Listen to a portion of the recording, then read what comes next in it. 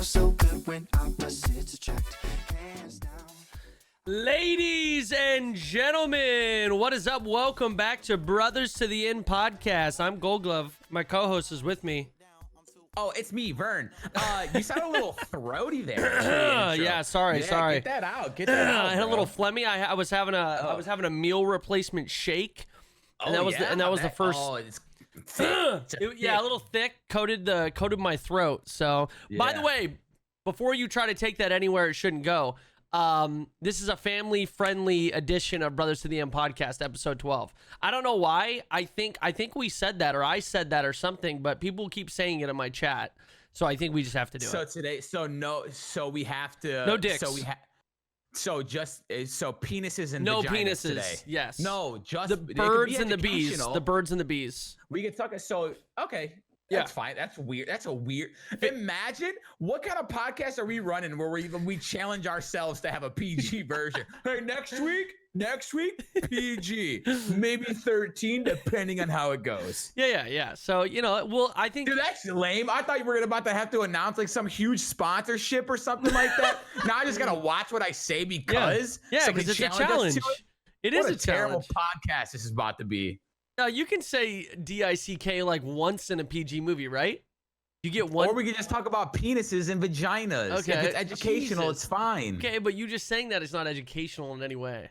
I'm educating them that they can talk about penises and vaginas educationally and not be I watched the video in 4th grade, bro.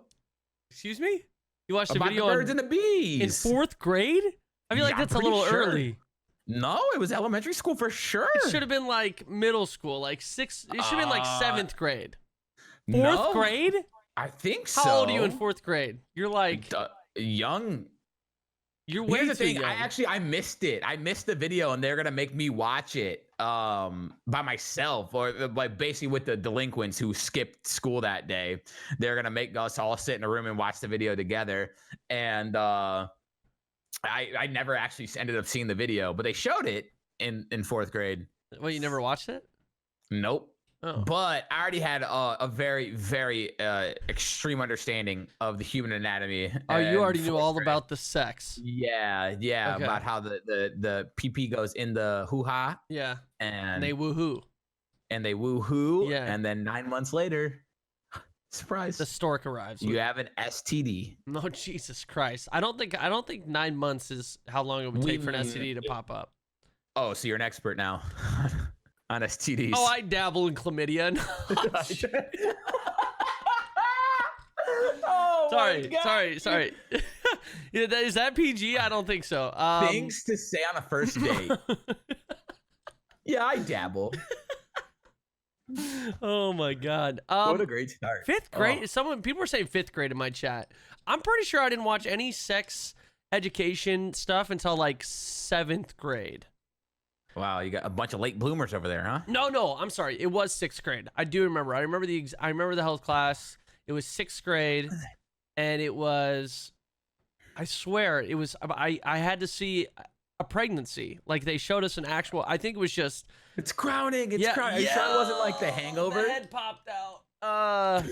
I just turned away. I couldn't watch it anymore. I was just like, I don't need to watch this. Maybe you repressed it. Maybe it was something that you just chose not to remember. I think it's starting to come back up, dude. It's surfacing. You know what's funny, though? is that we watched that video in 4th grade, and then we never spoke of it again until 9th grade when we actually had a health class. Oh, God, dude. No, thank you. Oh, so I remember distinctively our first day of health class.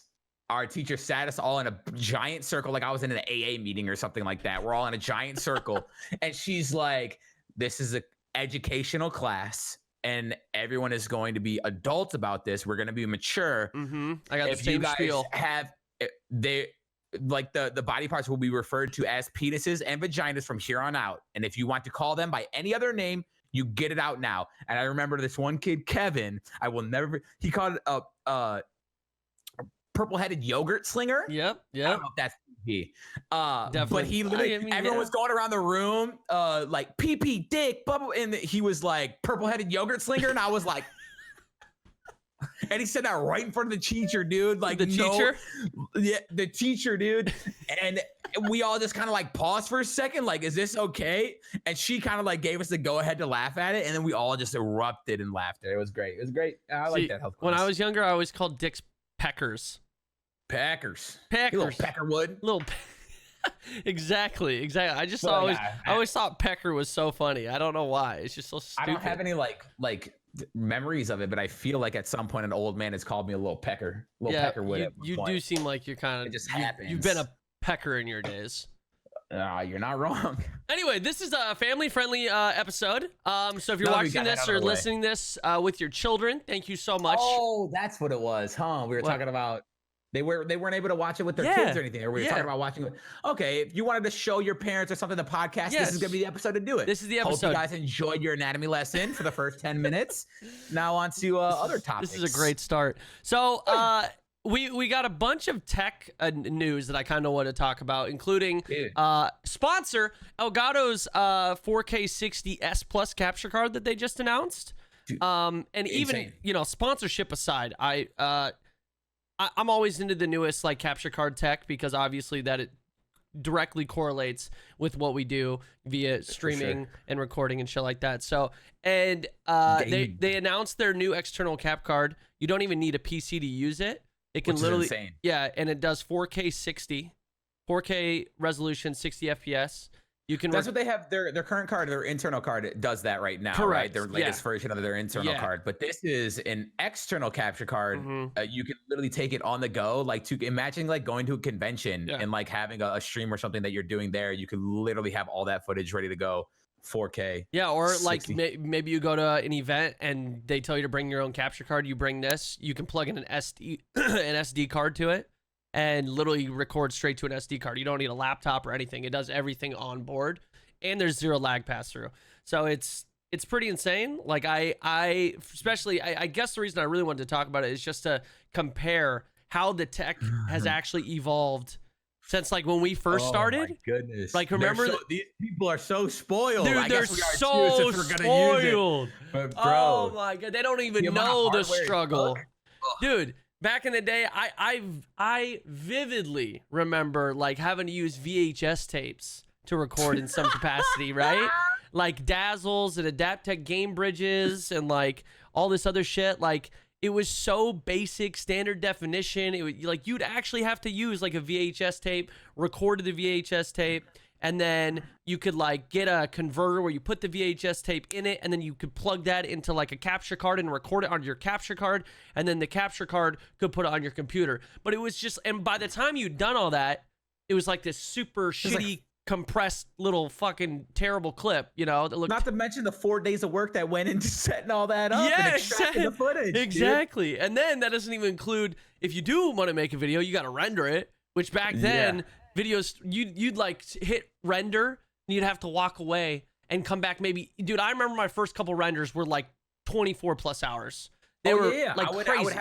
I would render my Oblivion live videos, a series that I used to do on YouTube, and some of the episodes were, get this, like 30 minutes long, which was insane. And I would have to set that to render while I was at work the next day. Yeah. And so like I would edit it at night, leave it everything on, and just let it render until I got home the next day. And then it'd be done. And you got to fingers crossed that nothing bad happened to the render. That was the worst part because you never knew. It was kind of a shot in the dark. Especially even these days, which is so frustrating. Sony Vegas, you fucking suck. Sorry, this is a child friendly. You freaking suck. Like that is an editing program that should be good by now, and it still crashes. It's still like it's just such a horrible piece of software that they just have never fixed. And yes, I know there's people out there yelling at me right now. Learn Premiere. It's so much better. But I taught myself Sony Vegas. That's what I know. And so I don't really want to reteach myself another program. But anyway, get back to the topic at hand. The fact that capture cards and just the tech that it's evolved so much from when we first started. Even which kind of goes into the fact that it's been a decade. It's been over a decade now that like people have been doing what we're doing, even if it was on a smaller scale, just recording videos. We're literally boomers of YouTube. We really are. Like actually. Do they have a price point for the new capture card? I think it was. I didn't write that down. I want to say it was like 300, maybe. Okay. Maybe that seems about right. it's but pretty we were paying- expensive. I remember the Hapog when that first came out. I feel like every HDPVR. YouTuber, well, yeah, when the HDPVR first came out and everyone was upgrading from like standard definition to high definition on YouTube, a Hapog was like absolutely necessary. If you didn't have one, you're not a YouTuber. And that was like $250, which was a crap ton of money at the time. It was, and that was what's funny is that was the conversion from standard definition to HD, and it wasn't even HDMI. It was still like it was component cables, not composite, but component, which was what, red, green, and blue. Yep. Yeah, so that was like the first good old days. Dude, I know. And now like TVs don't even have that. Like you'd be very hard pressed to find a TV that even has those ports in the back. It's all HDMI now, you know? So this is old school. And like that was the transition. I remember how big that capture card was. And it wasn't even a capture card. It was more of like a capture box. It was literally a box. It was huge. Yeah, it was an external capture card that like you just have plugged everything in. It was good. Yeah, it was good. I mean, you couldn't really stream with it because like it was external, so it had that input lag. So it wouldn't have synced up. It would have been really weird. But I'm trying to I think people did stream with it because there was ways to add delays. People figured it out because I want to say I streamed and I had to have used with it. a Pog? I feel like, because what else would I have used to stream? AverMedia. Oh, that's what, AverMedia. yeah, that's right. AverMedia came out. Yep. That's what I ended up getting. I think that was Blackmagic Intensity Pros. Oh, the Blackmagic. That was one of the first one that I used. Yeah. That's true. That one was a bitch because it was like you had to match the resolution and the FPS perfectly, or the device wouldn't pick up your source, and it was just such a bitch to use. I remember I when we were first started streaming and you were like helping me out with my setup and you told me to get a Blackmagic. I ordered one off Amazon and I'm still not good with technology. And this is why, like, one of the first instances where I knew like I shouldn't handle expensive things. Oh no. I took my computer apart. I plugged in this Blackmagic Intensity Pro in the wrong slot. And so when I plugged everything back in and turned it on, it fried immediately. My computer sparked. I remember this. Fried the card immediately. And I was just like, what do you mean you put it into the wrong slot? That means you had to force it into a slot that it didn't. And I most likely did. I don't remember. I just remember the sparks. I remember it coming out fried. And then I pulled it out and emailed Amazon and was like, hey, it didn't work upon arrival. Give me a full refund. Well, that's good. At least you got a new one. Sorry, I'm coughing in the microphone. I'm a great podcaster.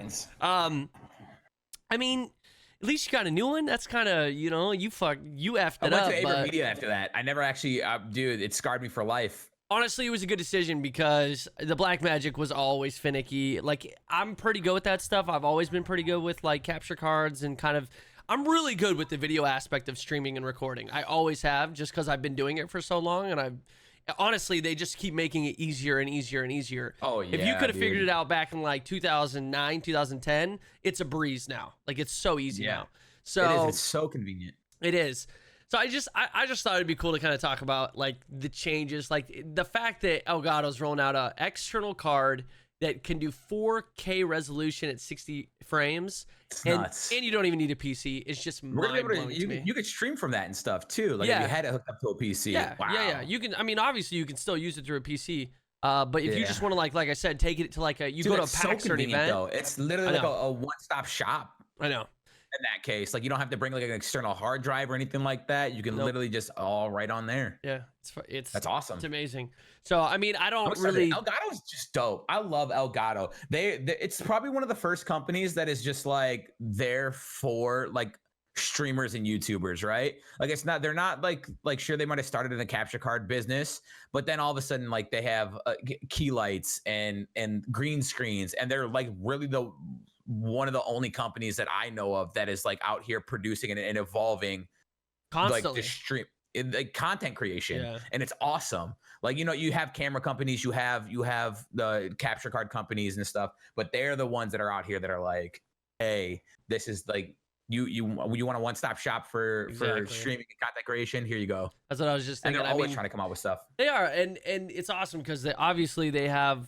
They have a close relationship with a lot of streamers, so they they understand streaming. I feel like it's really the first company that has, you know, a really good understanding of what streamers need and what streamers are looking for to make their jobs easier. Hence, True. like the lighting that they release, you know, the Elgato key lights, which I'm literally using right now. Like I use so many Elgato products that I would, even if they were not a sponsor of the stream, I would literally use them because they're just so perfect for streaming.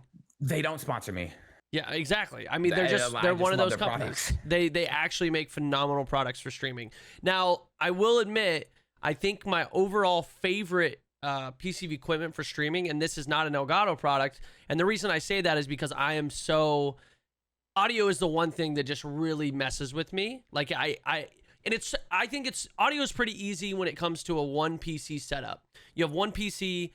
I feel like the audio is pretty self-explanatory. You get a microphone, you have a headset. That's pretty much all you need. But when you're talking about two PCs and trying to combine audio and pulling audio from one PC and giving it to the other, you know, it gets a little complicated.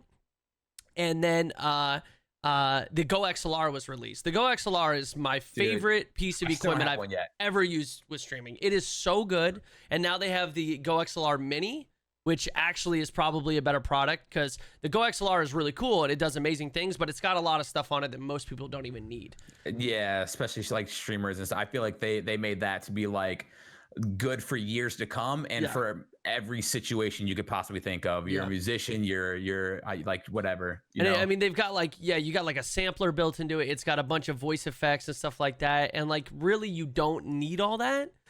For just basic streaming, all you need is the actual mixer aspect and, you know, the built-in encoding to like, or compressor and phantom power for your microphone. Essentially, that's it. And it's the perfect audio device. So I think that's my all-time favorite product just because I struggle so much with audio. But I mean, Elgato is obviously, like you said, the one-stop shop. And so I had to give them a little bit of a shout out today about their new cap card because I'm excited. I'm sure I'm going to get my hands on it. I'm definitely going to check it out. So it should be good. Dude, love that. Yeah. Love that. I think I'm going to upgrade to a Gold XR when I finally move out there and I have you to help set it up, dude. Oh, yeah. You should do that. Stuff like that terrifies me. I'm going to fry another capture card and then probably we're going to be screwed. You should definitely go. You should get the mini one because you don't need the big one. And it's really easy to set up. It'll be amazing. And then, you know, then we're getting an upgrade stream. Once you live here, there's no more excuses about, oh man, I have a new PC, but I'm waiting for this part or I'm waiting for it to fix. Literally 4 months go by and you still don't have your new PC set up. That won't happen. It's literally been since E3. It's still in my living room. At this point, you're just gonna have me fix it when you get here. 100%. That was the plan the whole time. Oh my god, dude! Like I'm moving out there, bro. I'm moving out there. Just gotta. Hey, Brandon. Also, while you're here, I'm living in your house, dude. You might as well take a look at this PC. I'm already tech support for Steph. Now I'm gonna be tech support for you. Now you both can be tech support for me. No, I help Steph. Steph is terrible, like even worse with audio than I am. So if anything audio related happens, she gets super frustrated immediately and she just goes, Brennan, can you come help me? She just gets so mad. She's so mad at it, especially because Windows updates and like, you know, how often it fucks with the audio and stuff. Fricks with the audio, man. Family friendly. You're bad at this. I can't do it, man. Dude. I'm bad. Apparently I don't have an off switch like I thought I did. Anyway, yeah, I'll fix it. I'll fix it for you. I mean, you know what? What's going to happen is you're going to bring it, and then I'm going to be able to fix it within 5 minutes. I know it. Dude, it's going to be something so basic. I think it's a bad SATA cable. That's it. Then order a new SATA cable. Literally, next day, prime it, and boom, plug it in. You have a big box. Oh, so you want to take all my SATA cables? Just one. Oh, I actually don't know if I have any extra SATA cables. SATA cables are like one before I get there. Oh, sure. Yeah. Let me take. Oh my god, dude! I'm gonna if this is what I might as well just be tech support, like paid tech support in the area. Dude, Geek Squad. Yeah, I'll be our personal Geek Squad. I'll have all my friends pay me to set up all their streaming equipment. Honestly, not a bad gig. I can set up all my own stuff. I did all this myself. Nobody helped me. Yeah, Nobody. Geek. What? That's your new business. Gold Geek. You're coming up with a name right now? Geek Glove. I don't want Gold. That's terrible. Gold Geek sounds better. Gold Geek. Gold Geek. It sounds like someone's drunk trying to say your name. Gold Geek. Like his actually, name's Gold Glove. That's terrible, Gold dude. Geek. That's terrible. Or a child, I guess. Dude, I used Geek Squad when I first moved into this house because I so moved they did in. Help you. Someone did help you set that up. That's crazy. Not my like streaming stuff. I strictly used them for because I went to Best Buy when I was moving into this house, and I was like, okay, I got a bonus room. I have a living room. I have a master bedroom. I want surround sound in all 3 rooms. And I was like, I had them, and I didn't know how to do that. And you have to like actually put the speakers in the ceiling and all that. So I bought all the equipment there, and then I had Geek Squad install it all. And I was like, okay, I'm buying 2 TVs for my house anyway. I might as well just have them mount it. And I had them do everything. So they like drilled holes, ran cables. It was way too expensive. Like looking back on it, I probably could have paid some other like mom and pop shop, you know, like probably a fraction of the price. It was so overpriced, but they did do a good job. They really did do a good job. And which at the end of the day is most important. Yeah, exactly. Yeah, I mean, like they ran cables through the wall, so like my TVs are mounted. You can't literally see any cables. It looks flawless. That's nice. So, which is really nice. So at least they did a good job. Dude, heck yeah. But I probably could have found some dude that could probably do the same thing. Or if I really wasn't just such a lazy bastard, I probably could have done it myself too. You know, I don't know though. Maybe not. Look at me. I'm not really the strongest guy, and I'm also not really the handiest when it comes to me either. Handiwork, so you know. bad. I'm we not. can talk about that more good. when we talk about the move. But I've come to some revelations over the last few days. Yeah. About myself, and dude, I got problems, big problems. Well, you got time to work on it. That's the thing about problems. No, you can work on them. I'm leaving soon. And I got no time. I gotta get in gear. What do you mean? Wait, we can just talk about the move now. Yeah, it's there. Okay, yeah, let's talk about it. So, first off, wait, before we get into this, because we've talked about it briefly, I'm sure we've mentioned it a little bit here and there. It's happening. You're moving to Portland. Officially, yes. Officially, it's happening. And sooner than later, it's actually coming up pretty quick. Dude, and I almost feel bad, but like, I feel like I'm really, really good at talking myself out of things. So I'm kind of just going through the motions before my brain can be like, oh, you're moving. Don't do that. Here's why you shouldn't do that. I'm literally just like, call a storage unit, like start packing stuff up one day. Like, and it's happening. Like the storage, I got access to the storage unit literally tomorrow. I started packing things up today. And I'm renting my house out. And I'm going through like this little checklist in my head of things that I have to do before I am actually able to rent the house out. And way back when the first time I was thinking, one of the earlier times I was thinking about moving, I had my family come in and help me like renovate a lot of the areas of my house to make it easier to sell or rent out, whichever I might choose. This was probably about 1.5 years, 2 years ago. And we had an issue with, because we got new doors and door handles for a lot of them. Well, on 2 of the doors in my house, the door handles didn't fit, and we were running out of time, and we were like, oh, we're just going to put the old door handles back on. It'll be fine. Lost the old door handles. And so literally for 2 years, I've been living in my house without door handles on 2 of the doors. And it's just me living here, right? And so like I'm not much of a handyman either. And so I was just like, oh, I'll get to it. I'll get to it eventually. But I literally, there was a bathroom door was one of them, and then the door leading to my basement. But like I said, it was just me living here. Right. So it didn't, like, I didn't care. Like, I can look at my room through the little door handle hole, like whatever. It wasn't a big deal. But now that I'm like renting the house out, I'm like, oh, this is stuff that I needed to do. Yeah, like they have to have door handles. You can put a door handle in. Door handles are easy. I went to Home Depot to get some things, including like moving equipment, like boxes and stuff. And while I was there, I just a shot in the dark. I went down the door handle aisle. I got 2 door handles. Do they match your other door handles? Sure. What do you mean, sure? They don't? They have door handles. Oh, no. They're fine. It is fine, dude. No one's even gonna know. They're in 2 like separate wings of the house. It's fine. Wings of the house, like I live in a mansion. People are gonna know. I was able to install them myself, and I was so proud. I was like, so I need an electrician to come out too soon and like fix some little stuff.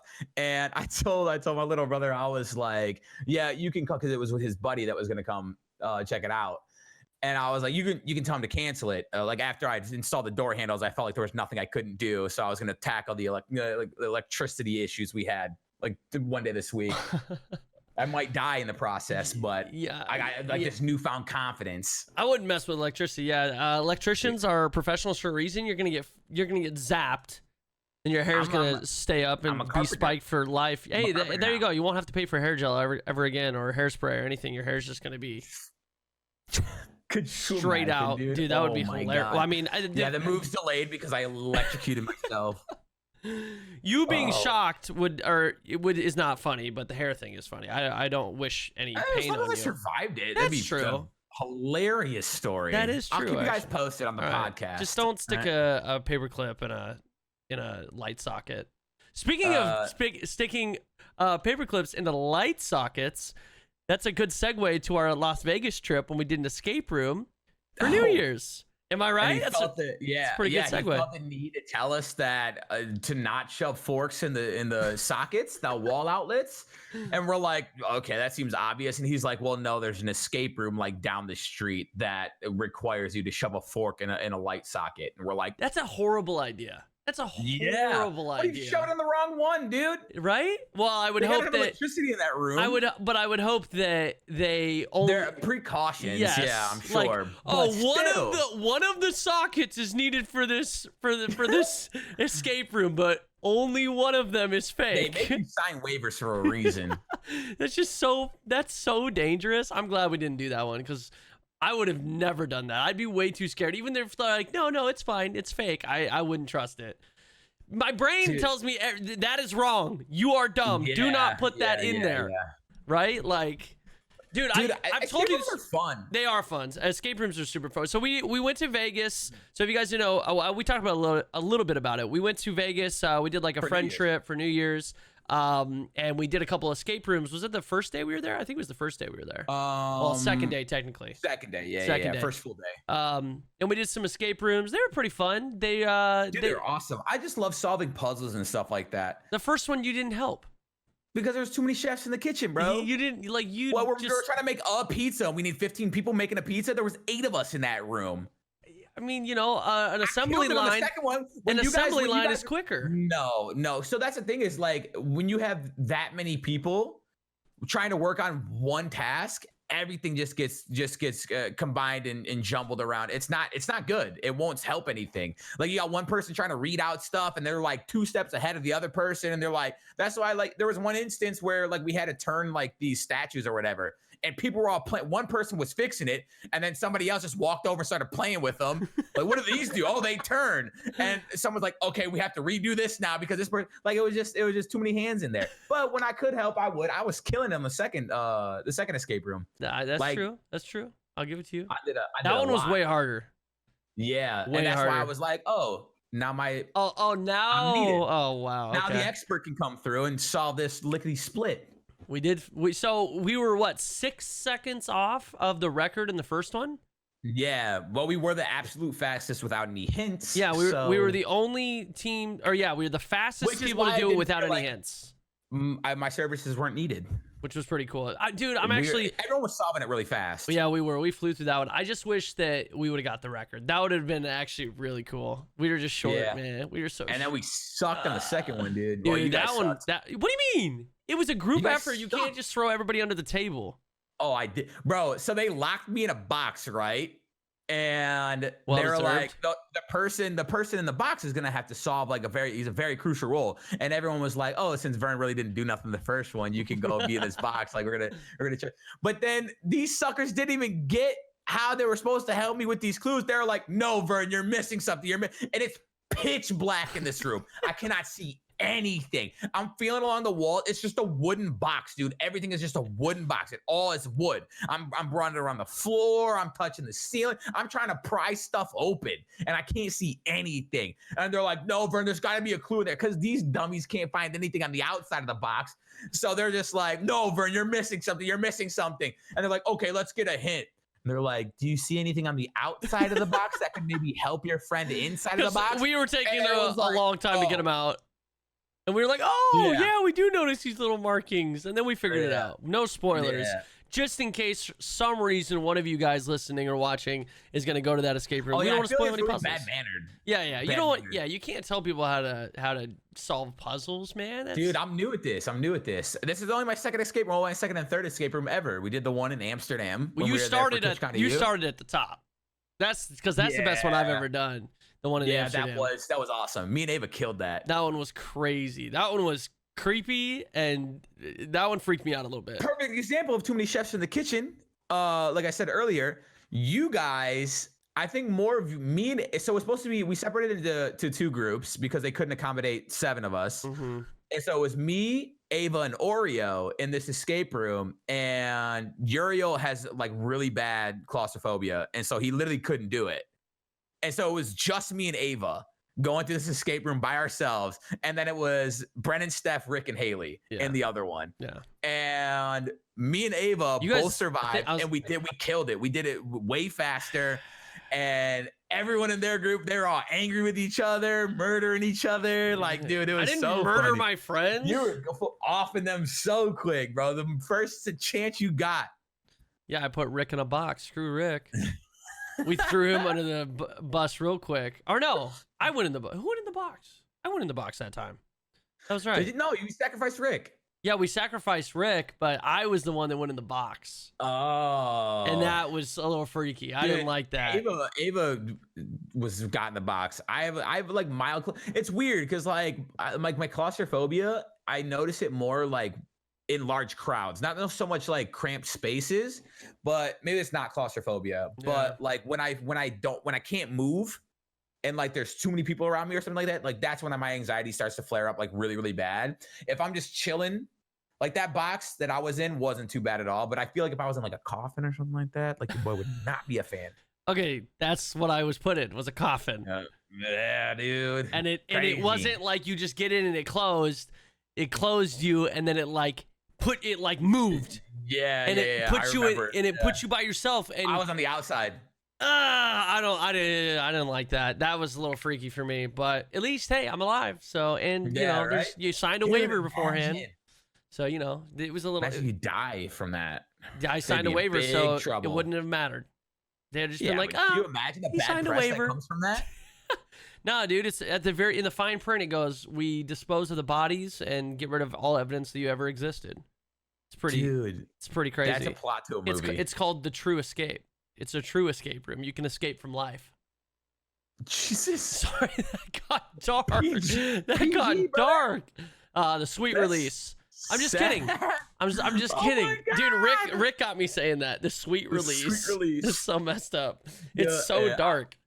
I'm sorry. Anyway. Yeah.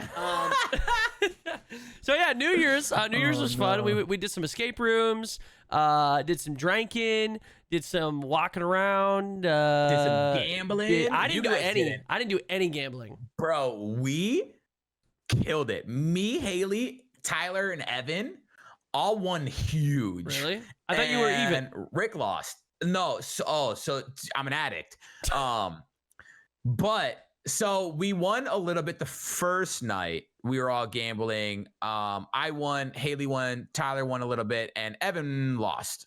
But it was okay. It was a good night. Whatever. We had fun. And then actual like New Year's Eve, we sat down and this is why I have an addiction, because it's like the roller coasters of emotions. Or like, dude, it's insane. The highs and lows. Down, right? I was gambling with like $200.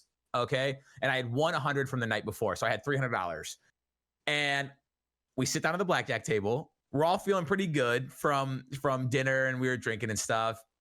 I lose it in like 20 minutes, all 300, and everyone else is doing really well. So I was like, okay, we're going to be here for a minute. I can't just like not play anymore. So of course I go to the ATM. Of course. I pull out I pull out another 300, and then the entire table just starts killing it, dude. We literally couldn't lose.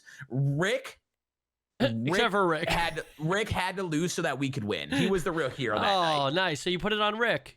I'm glad I Yeah. wasn't there because you would have put it on Rick me. lost like maybe a couple $100, but Haley won. Dude, she had to have won. Like she won more than me. I think I won the least amount at the table. And when I left the table with like $1,000.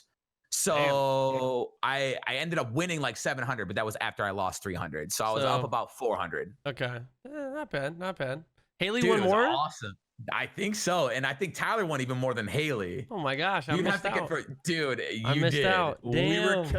Evan won like $200 and then just was like, I'm good, and she just was hanging out. But See, Evan's dude, smart. I'm telling you, we were like, and we were only playing on like I think it was like a $15 minimum table, so it wasn't like we were even like betting a lot. It was just we couldn't lose. So like normally, like my idea of blackjack is like you're gonna lose the majority of the time. It's how you bet that where you make the money. And we just couldn't lose. It was very lucky. But the break even comes at the when I had a 3-hour wait at the airport. The slots, dude, the slots, they got me. That's how they get you, dude. So in my head, I was like, oh, I'm up $400. I can go put like $100 in a slot machine and try and waste about an hour here because I have 3 hours to kill. So I put $100 in the slots, right? And I'm getting roasted, right? Literally 5 minutes, lose $100. And so of course I pull out another $100, right? Killing it, bro. I dropped all the way from another $100. I dropped down to like $60 and then I hit big and I was up to like 320. So I was up like $120 and I was like, this is nice. I can ride this out until I have to leave for my flight. And I'm just sitting there and I'm watching You on Netflix season 2. Oh, I thought you meant me. I was like, I'm not on Netflix. I'm watching. I'm slapping the button. People are staring. I'm just like chilling. Like I had the volume all the way up so everyone can know when I was winning. And I was like, dude, and then it just started dissipating. It all just started going quick, and it goes quick. I was up to $320 in the machine, and then all of a sudden it was just gone. I dropped down. I was like, okay, if I drop below 200, I'm probably like I'm gonna cash out. Like I don't want to lose that much money. And I dropped below 200, dude, and I just kept going because I'm an addict. And I just kept going. I dropped below 100, and I was like, oh no, now dude, I gotta get it back. I gotta get it, and then I hit big again, baby. Jesus. Back up to 350, Jesus. and then I ended up losing like another $150, but $150. But I stayed at the $200 I put in. I literally cashed out at 200, so I broke even on the slots. Oh, there you Still go. up 400 on the weekend, baby. Just don't gamble. True, I didn't gamble. Don't do it. It's easier said than done for some people. Well, so that's the thing is like I grew up with it. Every single family party. On my dad's side, we played euchre. On my mom's side, we played poker. So you're all gambling addicts. Since I was 7, bro. Jesus, start them young. For quarters. We're playing for quarters, right? At my mom's like Christmas parties and stuff. We're playing like every family gathering. We're playing for quarters. But then like you sometimes like you're playing for like certain games, these pots, like you're tossing in $20 bills. I'm 8 years old pulling the $120 off the table. I'm freaking rich, dude. And I never ever played with my money when I was that young because I didn't have any money. Right. So I'd be like, Mom, can I have $5? And now it's your money. Now it's my money, and it's terrifying. It makes it kind of worse too because you're like, oh, it's awful. Oh, I could do a little bit more. Okay, dude. Wait a minute. Let's put a timeout on this for a second because people in my chat are trying to say, like reacting Brennan forgetting about CS:GO cases. Now let me tell you why CS:GO cases and that was a business decision. And gambling at a casino is different. Exactly. When I was opening CS:GO cases, that is what a lot of people on Twitch like to watch.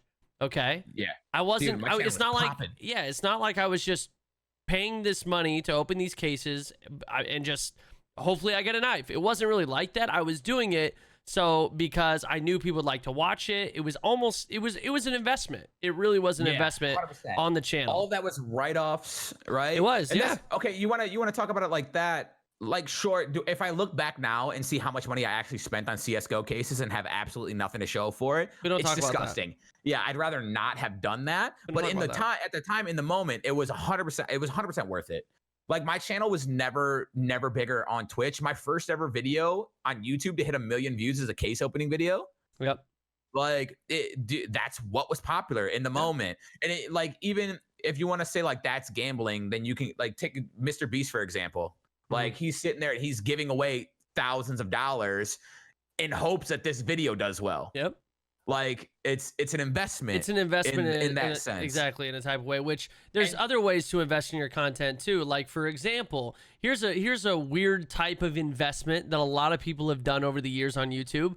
Hey, it's a midnight release of this brand new PlayStation 4 console. I'm going to buy 2 of them and I'm going to go out and next to the line and I'm going to smash the PlayStation 4 and record it for my video. And then I'm going to upload it to YouTube.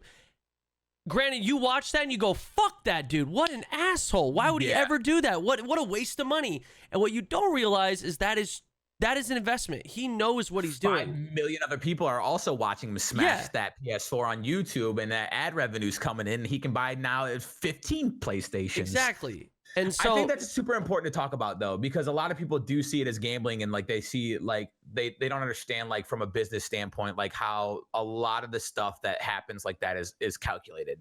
Like in the moment, like it felt really bad, and we really were going through it when we're sitting there spending like thousands of dollars on CS:GO cases. Like, don't get me wrong, it felt really bad to sit there and open up hundreds of cases without like anything to show for it. But in the back of my mind, I was like, okay, like stream is like help paying for these cases. It's gonna not only bring in viewers for the stream, but also turn into like 15 YouTube videos. Like it was justifiable in my head. Now, if you like, that's not something that you can turn and like justify and it be an investment, then yes, you're 100% gambling. If you're hoping that you pull a knife so that you can resell it and you were profiting nothing, if you don't get a knife, then yes, you're gambling, and it's not good, and you probably shouldn't do that. It's probably all a form of gambling, but there's just different type of risks, and there's Involved, ones and lower risk, and so I would say CS:GO case opening is nothing like, at least for me, is nothing like me taking some money out of my bank account and going to a blackjack, a blackjack table and trying to gamble and make money that way. Very, very, very different. Granted, yes, they are 2 similar types of gambling, but very different outcomes and risks involved. So I wouldn't even compare them, all right? So don't look at me like that, chat, when you say you think I have problems, all right? I don't have problems. When was the last time I did any case openings, all right? Shoot. Probably the last time we played CS:GO. Honestly, probably. You want to play CS:GO tonight? I kind of feel like risking it for the biscuit. Could you imagine it? It's not even as funny because we can't and then in turn go gamble and try and win more, dude. Oh, I miss those days. As terrible as that was, dude, I miss those days. Like case openings? Just like case openings and going to gamble all my skins away, dude. Oh my god. That's true. It was kind of fun. It was fun, but that's the thing. Okay, so here's the thing. And a great general rule of thumb for anybody who wants to gamble, don't. But if you're going to, only go with what you're willing to lose. So if that's $20, go sit down at a $5 minimum table or something like that, or put $20 in a slot machine. And once you lose that, be done. Like 9 times out of 10, you're going to lose whatever money you put down at a casino or gambling anywhere really. And so make sure that you're doing so responsibly. I had a family friend one time who used to be a blackjack dealer at a casino, and he flat out said it was the worst job he's ever had. And we're like, why? Like, it seems like it'd be a cool atmosphere. And he was like, I've literally watched people on their honeymoons like come into the casino and gamble away their mortgages. Like, it's awful. It's an awful feeling. Yeah, some people just don't know when to stop. I mean, that's again a gambling addiction. That's when you have a problem and you get help. But I feel like I need to say it almost because I talk about gambling a lot and I do enjoy it. But I like to think that I'm smart about it. You have limitations. I'm the same way. Yeah. I'll take out like, especially if I go to play blackjack and I'm in Vegas or something, I will take out money, and if I lose that money, that's fine. It's almost like I go in thinking, okay, I'm taking out $200. That's me spending $200 to just have fun, like gamble, play blackjack for, X amount of hours. That could last me maybe I make some terrible bets early on. It lasts me 20 minutes. All right, well, I guess I'm done gambling for the weekend. Or I can win big, and then, I pocket the 200, and then I gamble with whatever I've made, and then it just, and that's usually what I end up doing. But, if I lose it, I don't go, okay, I need to go get more. Well, that's not true. I've done it sometimes where I'm like, with I'm on vacation. I mean, I literally just did that. But, I think that was my limit, was $500 that I was going to go there and gamble with. And, like that was a conscious decision that I made before even going to Vegas. Yeah. I was like, okay, $500 to gamble with all weekend. Hopefully I won't have to use it. And then I did. But I came out ahead. But I'm also kind of a bitch when it comes to gambling. Like, I know some people that they'll pull out $1,000, put $1,000 on one hand of blackjack, and then be like, oh, I lost it. And I'm like, fuck that. Dude, that stresses me out. Yeah, that gives me anxiety. I want to. Of course I want to. I want to do it with someone else's money and then just be able to keep it. That's not how this... Give me $1,000, dude, and if I win, I'll give you $1,000 back. No. I don't get anything out of that. That's not worth it. You get to see your friend be happy. No, it's not. Sorry, that's just not worth it to me. My happiness isn't worth $1,000. I mean, now if I'm getting a return on investment, maybe it'll be worth it. You know what? Let me watch 21 the movie a couple more times. That's not going to teach you anything to how to count cards. 100% it does. No, it doesn't. I'm telling you, I can count cards. Okay. I've seen the movie at least 78 times. That's frowned upon. That is not illegal, though. Not illegal. You're gonna get your fucking legs broken at a casino in the basement. Bro, what a story. I can get into MIT then? No, that's not how that works. You have to get into MIT first. Yeah, but the essay is what got him in. Wow, that's a good point. That's a good point. Yeah. You're right. Wow, that's a good point. Yeah, I won $3,000 at a Las Vegas casino. Got both of my legs broken. 3,000? Yeah, dude. That's it. You think they're gonna break? You think they're gonna break your legs for $3,000? Dude, I don't know. I'm sure people have gotten their legs broken for much less. It's because I don't like you. I'll break your legs. Bro, have you seen that movie? Yeah, but I don't have that kind of money to play with. Okay, well, that's... Anyway, Brennan, do you want me to get into MIT or no? I mean, I'm pretty sure he was already in MIT, dude. No, it was for like a separate program. Scholarship. It was for a scholarship, but he couldn't get in otherwise. I don't know. Watch the movie again, dude. I literally did today. You watched it today in preparation for this. Bro, he's upset that he didn't make enough money playing blackjack in Vegas, so he had to watch 21. You want to know how bad it was, dude? I was on this high of winning in Vegas that I was driving home and I have to. So the airport is on the opposite side of Detroit, so I have to drive basically through Detroit to get back home. And I'm passing all these casinos, and it was already too late for me to stream. Jesus. And so I was like, you have a problem. I didn't, but the thought crossed my mind. Actually, I'm really excited for you to move here because that means I'll have somebody that'll go to the casino with me because there's a brand new casino not far from me that I've never been to. I'm down to go. We'll make a trip of it. Yeah. You know what's I don't think I've ever lost money in Vegas, but I have never won money in Detroit. I hate going to the casino here. I've never gambled outside of Vegas. Literally, I've never gambled anywhere else. So, I don't think so. Yeah, I don't think so. Ever. And I barely gamble. Like I said, we were just in Vegas for 2 days, and I didn't gamble once. Yeah, at all. Yeah, that's the thing. I don't ever have an urge to. Sometimes I'm like, oh, this will be fun, I guess. But I'd rather do other shit. To be completely honest with you, there's other stuff I could do, like eat great food. Yeah, but what if we're all just gambling? We did have some great food there. Man, the food. I just like food. It's literally one of the best parts. Food everywhere. Anywhere. I know. Yeah.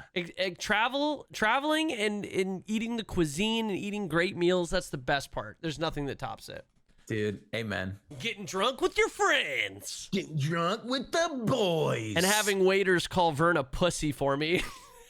They was calling Rick a pussy. Let's get that straight. Oh, that's right. He was calling my bad. He was calling Rick the pussy. Sorry. Dude, we sat down at the table and Rick wasn't gonna get a drink immediately, and Brennan called him a pussy. The waiter overheard him, and then the rest of the dinner is like, anything for the pussy? And Rick was like, what the and he was like, I'm just referring to you as what your friend. He was a cool waiter. He was a cool waiter. It was funny. He was joking around a lot, but I was like, wow. But dude, I was shocked. I was like, damn. And I didn't think he heard me, but he heard me. Yeah, it was fantastic. Dude. It was actually great. But yeah, New Year's was fun. I actually didn't spend New Year's Eve with you guys because we left because we did some of you guys might have watched it or seen it, but we did a stream at Countdown, which is a music festival in San Bernardino on New Year's Eve. Me and Steph did a Rocket League stream on the twitch.tv/Crown channel. Had a bunch of artists come in. Tucker was there. It was a good time. We literally, it was just we hung out.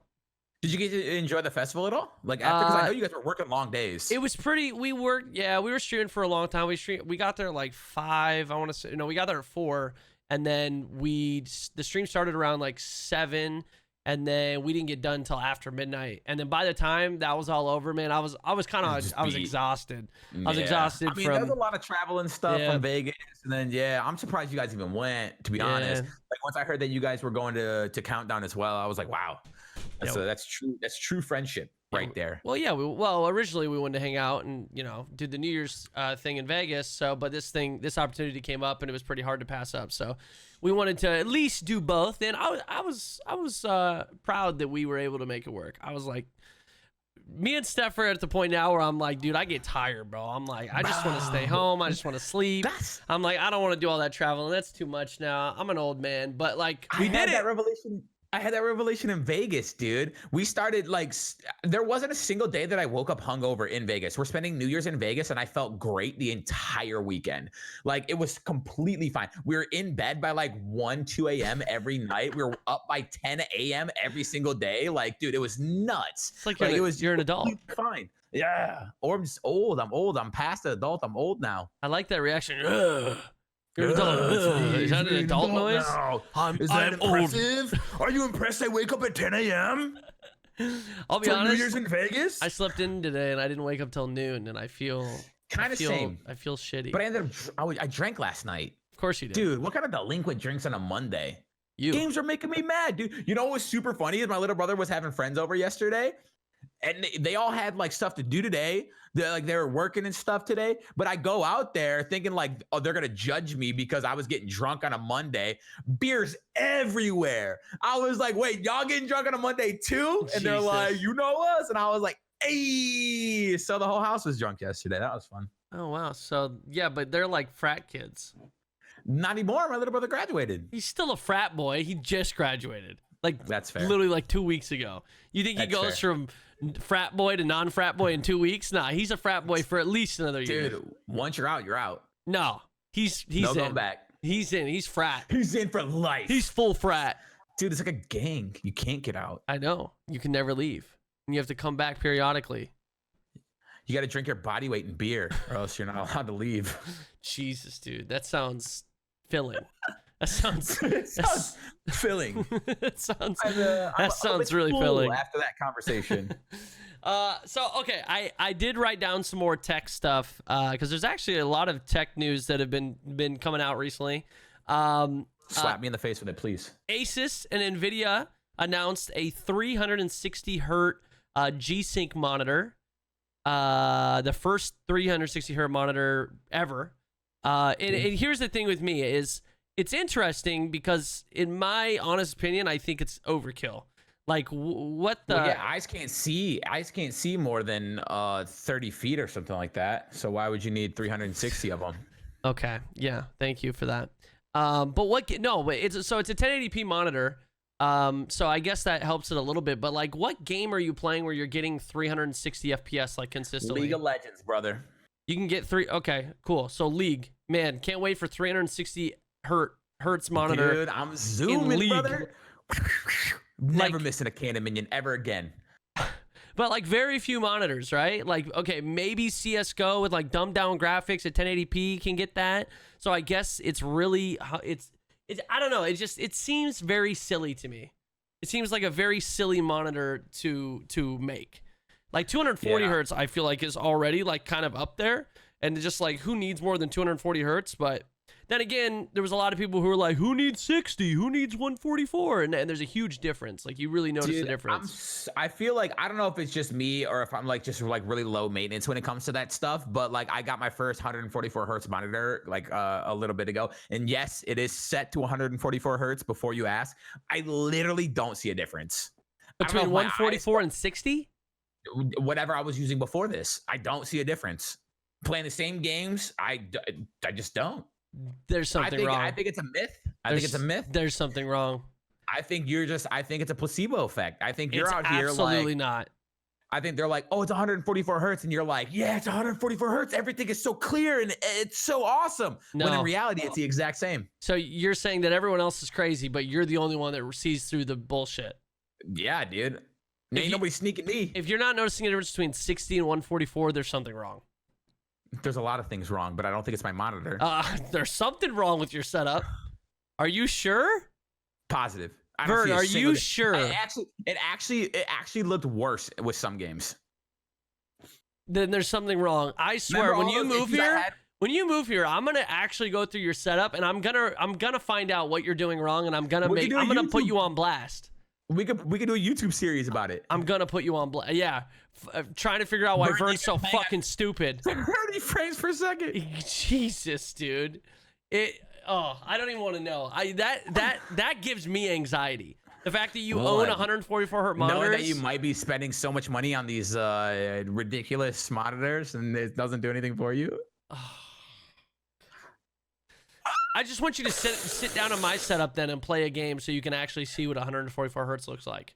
It won't look any different than before you upgraded. Yes, bro. It did. It was a huge difference. You know how I know there's no difference? Because last time I was over there, I set all of your monitors back down to 30 frames per second. And you haven't check it right now. Are you serious?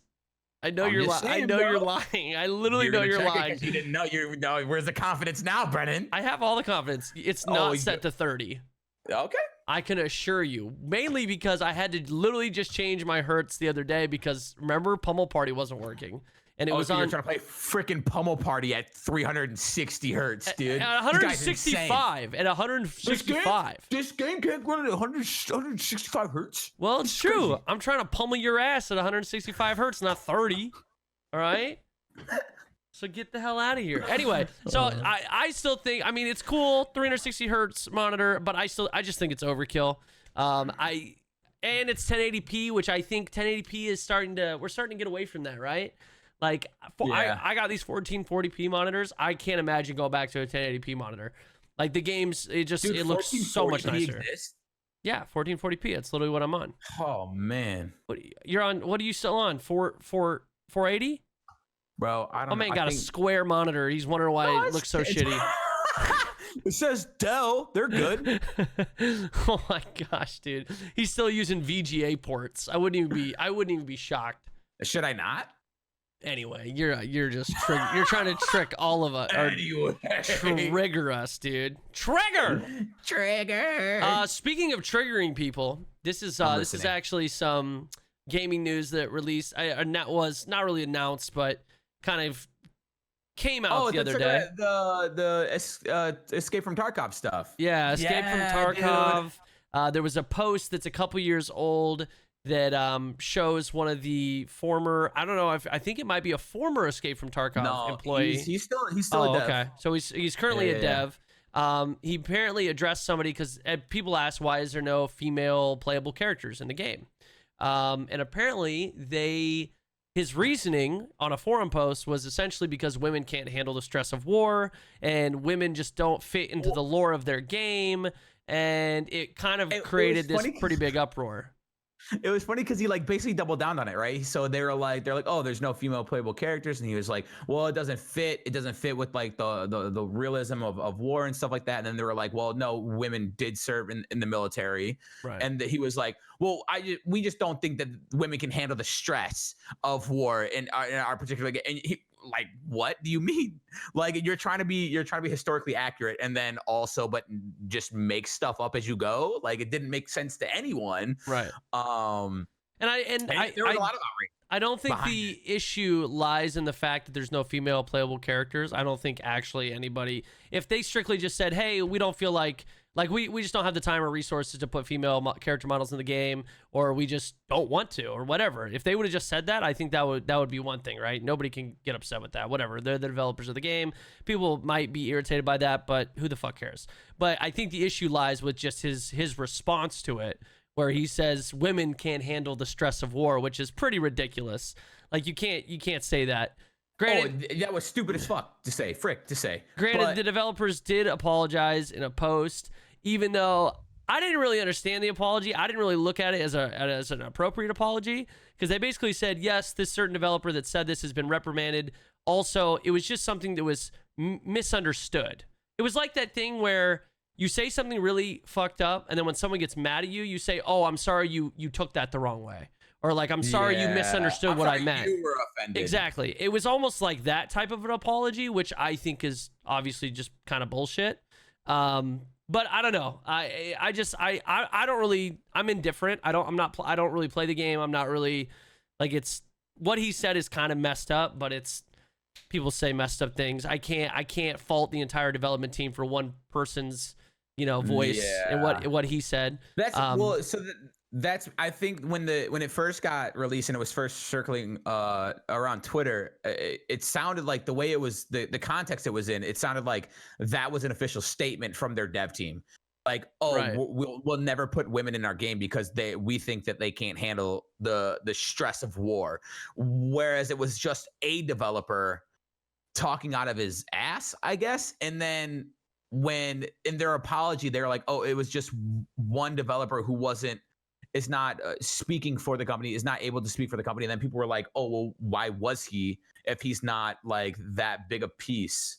Like, why did you guys allow him, or why was he even sitting in for this interview? Right. And so there was a lot of questions. Like you said, it was a really weird apology. It was a weird apology, but I don't know. I just thought it was interesting. It's something that kind of popped up. I saw it on my Twitter feed yesterday. And so I looked into it a little bit. Obviously there's an uproar, you can't, it's 2020. You can't say that kind of stuff. Dude, and that's the thing too, is like dude, I don't have any statistics in front of me, but I'm pretty sure the gap between like men and women gaming is almost non-existent anymore. Like there are so many female gamers and they want a place in games. I mean, a lot of times, like when we play 2K and stuff like that, like we're making characters that resemble us, right? Yeah. You're literally face scanned into the game, and why it's not fair for sure for other people to like not like assume. That's why we play video games, right? It's kind of like enter this world that we ordinarily wouldn't be able to, and so it's kind of like unfair for them not to be able to because I don't know, they just. I also, the biggest thing that bothered me, I think, about this whole ordeal, and I feel like this is like a very common thing, is that this was an interview. It's not like this interview took place 2 days ago. This was something that was pulled from 3 years ago. And it tells me just because Escape from Tarkov is actually like really seeing success, that there's always those people that are trying to find. They're gotta dig up dirt. Gotta get clicks. Gotta find people. There's a reason. There's always someone trying to find her. It's along the same lines, and I'm not defending anyone, and I'm not saying that this person did anything wrong. But like, there are people who, someone pulls up a tweet from 5 years ago and they said something. Oh yeah. That at the time was not necessarily. It wasn't. I don't know, against the society norm. Like it wasn't politically correct. It wasn't politically correct, exactly. But right. It was but then it wasn't as frowned upon. Exactly. It wasn't as taboo then. It was a then. joke or like yeah. Exactly. And so that's what happens. That's always been a thing. It's like people like jokes and how things are taken and what's okay and what's not okay does change over time. And so going back, like, I feel like there's always going to be that. Like, you're always going to be able to find something that might not be PC to today. Dude, it's okay. So I don't want this to be relevant to the Escape from Tarkov thing, because that was an absolute, like, they were dumb to say that. Oh, especially absolutely. With, absolutely. Like, oh, you don't want to be historically correct, but there's women serving in the military. Like, you're dumb for saying that. But cancel culture is actually freaking terrifying. Yeah. Like, I'm so self-conscious, and you tweeted about this for one of your resolutions for 2020. You kind of like strayed away from social media because you're scared of something like a joke that we might make even to each other before is like now all of a sudden it's gonna be taken the wrong way by somebody. It's gonna be blown way out of proportion. I posted April. I didn't even post it. I was defending somebody who did, but there was on April Fool's, like people put like pregnancy jokes, right? Like, oh, I'm pregnant, or I'm pregnant. Oh, April Fool's. Like that's been a thing since I was a kid. I remember that joke like being a thing. Somebody had posted it this year, like, oh, I'm expecting, and was immediately just like torn down. Like, this is so disrespectful. Like, you're not thinking about the women who can't have children. Like you're making a mockery of pregnancy. And I'm like, it's just a joke. Relax. And here's the thing. I feel like we need to be understanding of people, and because we're all from different walks of life, we all experience different things, and we all have a different upbringing, where like we could make that joke with somebody like and be cool. Like if we joke about a lot of things, like I literally said the sweet release earlier. Right. And like that's a joke we can make between each other, but then like there's going to be somebody who is like, oh, this is like you're so insensitive, like but it's to the point now where you can't even have a conversation about it. Like, hey, this is why. And I had a friend who was upset about the pregnancy jokes on April Fool's slide into my DMs and like offer another perspective. And I'm happy to hear that, right? I'm happy to like try and further my understanding. But the cancel culture is just like, you said this, you're a demon. Yeah, right. You don't deserve a platform. You're going to hell. And people are very sensitive, and it's like they just want to be so quickly outraged. Yeah, I know. I don't understand that. Like, it takes so much effort to actually get me. I feel like it takes a lot of effort to actually make me truly upset. And there's some people, and I think it's just today's society that's kind of formed this, but they just bang, they're just fucking livid. They just freak the fuck out over nothing. And I'm like, or very small things that I feel like 5 to 10 years ago, people would have been like, oh, yeah, what a fucking moron for saying that. But like, who cares? Yeah. That person said it, but who the fuck cares? That's that person. Dude. It doesn't bother me. It doesn't affect me on a personal level. But now it's just oh my God. It's almost like a trend, dude. It's almost like it is a trend. Don't get me wrong. There are absolutely some things that deserve to be called out on, but like with stuff when we stream, right? There will be people that say dumb things all the time, right? It's the internet. There are people that are just dumb, and like that's okay. They can be dumb. And I realize that trying to explain something to them is ignorant of me. Like some people just don't want to listen. They literally just exist to be dumb. But if I can make an example out of them and hopefully educate someone else, so be it. Now it's just like people are attacking people because they want other people to be like, yeah, they're wrong for that. You're right. And it's like they get this clout or like this attention for just completely destroying someone else. And like, wow, yeah, this is a bit. And like I said, it's mob mentality. It stacks up very quickly. And as soon as you see someone that has the same mindset as you and is attacking the person, I mean, it's very quickly can snowball. And before you know it, it gets out of hand very quickly. And I think that's kind of one of the reasons I did take a step back from social media, mainly because I've always been a person to, especially like if you go back and read my old tweets, like I just didn't give a fuck. Like if I had an idea or if I had a thought, I would just tweet it. And granted, it wasn't always super PC, or it wasn't like I wasn't, like if some dude did something fucking stupid and I called him out, this dude's a moron for doing this, I just did that. Yeah. But now I'm like, well, oh man, this person's going to take this the wrong way, or it's going to get blown out of proportion, or maybe I'm worried I'm going to word it the wrong way, and then it's going to cause this huge shitstorm. And it's just like, for me, I'm like, screw it, I just won't say anything. I feel like that's I feel like that's what separates like the good from the bad, though. Like you are at least like sensible enough to acknowledge like, oh, this might ruffle some feathers.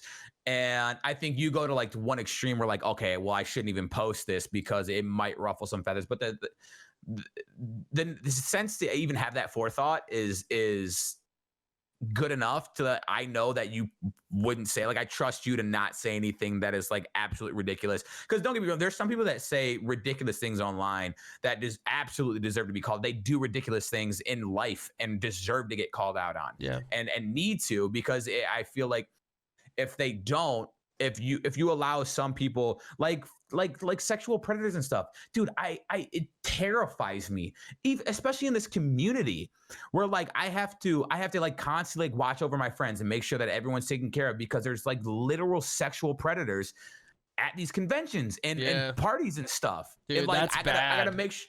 Right. I don't know if a lot of viewers that's know that stuff. Like it's Twitch, the whole Twitch world has gotten so like originally when we first started going to cons and like Twitch cons, it was such a tight knit group. You knew everyone, right? Everybody knew everybody. There was no weirdos. Nobody was doing weird stuff like that. And now every single convention, you're finding out this girl got roofied and this girl got roofied and some girl got like nearly sexually attacked by this person. It's just, dude, it's crazy. And I think you need to call out that behavior. Like if you see it and it's somebody in our community that's just like skating by, and like people are like they have this persona online where everyone's like, oh, what a great person. I feel like it's necessary for someone to talk about, because they are not welcomed in my circle, in my community. Like they are not welcome. Yeah. Right. Yeah. And so like there are some instances where I do feel like I hate calling it cancel culture, but I feel like stuff should be spoken about, and I feel like people shouldn't be scared to speak about it. But then on the other hand, there are a lot of things that people just are outraged for. Jeez. Absolutely no reason. Too many things, man. Can everybody? I said this was a can of worms and a half, dude. 2000 or this decade, man. We got to get back to just be better. Just be a better person. Be better, but like also like humor's okay. Like especially, dude, I miss good fucking humor. I miss dark ass jokes. Like that is my humor. I don't think I'm a bad person. Like I don't wish any ill will on anyone, but I like to joke about fucked up shit, because for me, I just find it funny. I'm the guy that I'm like, Jesus, that's really messed up. But making a joke on it, making light of a bad situation, that's how I deal with things. It's a coping mechanism. I've been in like really, really shitty situations where like making light of it and joking about it seemed like my only release from it. And so I would, and like now, if that were to happen and I'm joking about it, even if it's just like us streaming, I feel like somebody's going to hear that and be like, wow, he's super insensitive, and have no background as to why I'm saying it or what I'm going through, and just immediately run with it and be like, oh, Vern said this on stream and I can't believe he would say this. There's so many people going through like, bro, you have no idea. You're assuming. Yeah. Actually, someone in my chat just said something. They said in the year 2020, I could not release a video called "Kidnapping Little." The original is called "Kidnapping Little Boys," and it's a DayZ video, and it's literally me, Pause on Pause, and Justra, and we're playing DayZ mod. We pick up this kid, like a new player, on the side of the road. And we like kidnap him and we take him into the woods and we like make him do a trivia show. Like it's not weird. Like we don't make him do anything weird. It's not like sexual at all. But demonetized. But it's literally called Kidnapping Little Boys. That's the title. But it's like it's this hilarious DayZ video that is just super funny. I thought it was a funny title because, well, one, it is, because technically it is true, but it's not like, it's not weird. It's not like a weird video, right? And so, but in 2020, I could never upload that video. I would probably get it removed. It'd probably get reported. Something would happen. Even if it was the exact same content, everyone just freaks out. Everyone just freaks out. It's not. Dude, I agree. I miss the good old days, man. I miss the good old days. I just like, here's the thing. I don't mind. Like I said earlier, I don't mind like having someone else explain like their opinion or why it upsets them, or like what a different understanding, a different background of like what I said or something, or a certain situation. But you don't have to immediately just like jump to like the other extreme where like this is the worst thing you could possibly do. Like that to me is a little ridiculous. Like even some words, there's a bunch of YouTube videos on my whole channel where we say things that today I've removed from my vocabulary, but because it's like, Oh, everyone it's so does frowned that. upon. Everyone does Yeah. that. I mean, like we were watching videos on stream the other day, and there was a video where I was bleeping out like the F word, but then I left the word in that you do not say anymore. But I didn't even bleep it out then. That's like, that is how the times have changed and what has been allowed. You couldn't say like F-U-C-K, but you Exactly. said the, But I said other words, and like that's just, it was a different time, different things were more acceptable, and that's the thing. I'm not the type of person that sees a 5-year-old clip and sees someone say something that at that time like it was it was okay, it was acceptable, and then hold them accountable for it now. Yeah. Granted, like it depends on what they say, right? If they're saying obviously something super messed up, then yeah. But if they're like using, like for example, the R word, which there's a couple of them that are just really not allowed anymore. I'm grape without the G, which was even used on Machinima Respawn. Like Machinima was using that word. Like a huge gaming platform, a huge gaming media outlet on YouTube at one point was using that word all the time. Sark was using it. Now there was a change where he had to stop using it, but that word was used a ton. And then obviously, and there's still streamers today who use this word, but retard. A lot of people still use that word. But those are two words that I will admit I said a lot, especially when I was like playing Gears of War when I was 18 years old. I would use both those words a lot. That's just how literally Xbox was. Yeah. And I cut that out of my vocabulary. And I think as long as you're evolving and you're growing up and you understand that, there's certain words that are acceptable. And like I said, things do change. Some words have stronger meanings as time go on. They you know what I mean? Like it affects people differently as time goes on. And I get that. Or maybe it's at least a little bit more known. And I think as long as you understand that and you come to that point, you're like, okay, yeah, you're right. That word is really offensive. I shouldn't be using that word. That's really messed up. And then you change and you move on.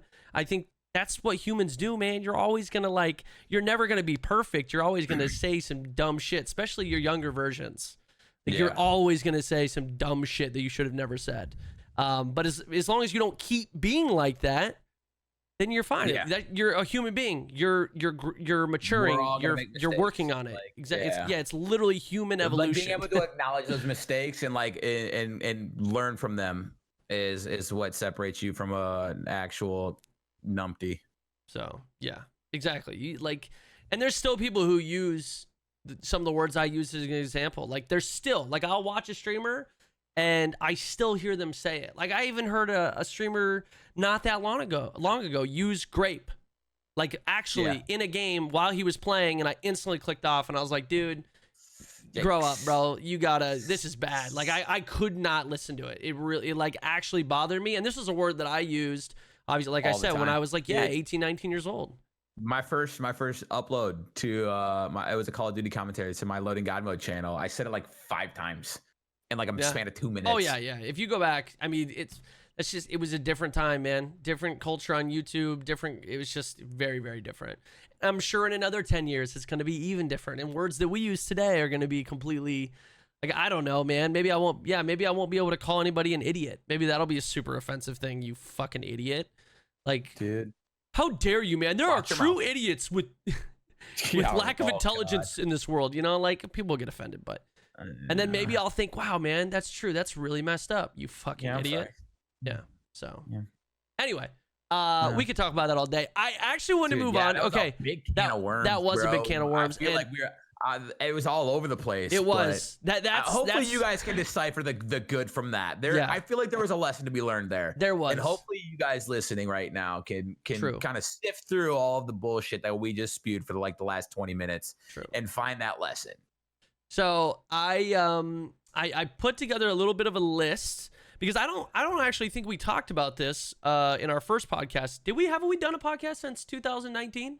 Or is this our first podcast in 2020? Okay, so this is our first official podcast of a new decade. So I figured we might as well go back and talk a little bit about our best games of 2019 because obviously there was a few pretty good games in there that I really enjoyed. I don't know how many of these games you actually ended up playing. I know there's a few of them on this list that you did, but I made a little list of my favorite games of 2019, and then you can tell me some of your games of 2019. Dude, hit me with it. Okay, so my first one, well, this is not in order of how I liked them. I was just making a list.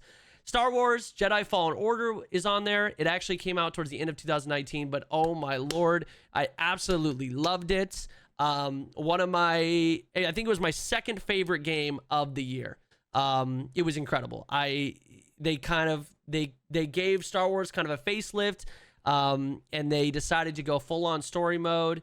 They gave us an amazing like interactive story where you actually, it was like Dark Souls combat. If you have not played it, you should definitely check it out.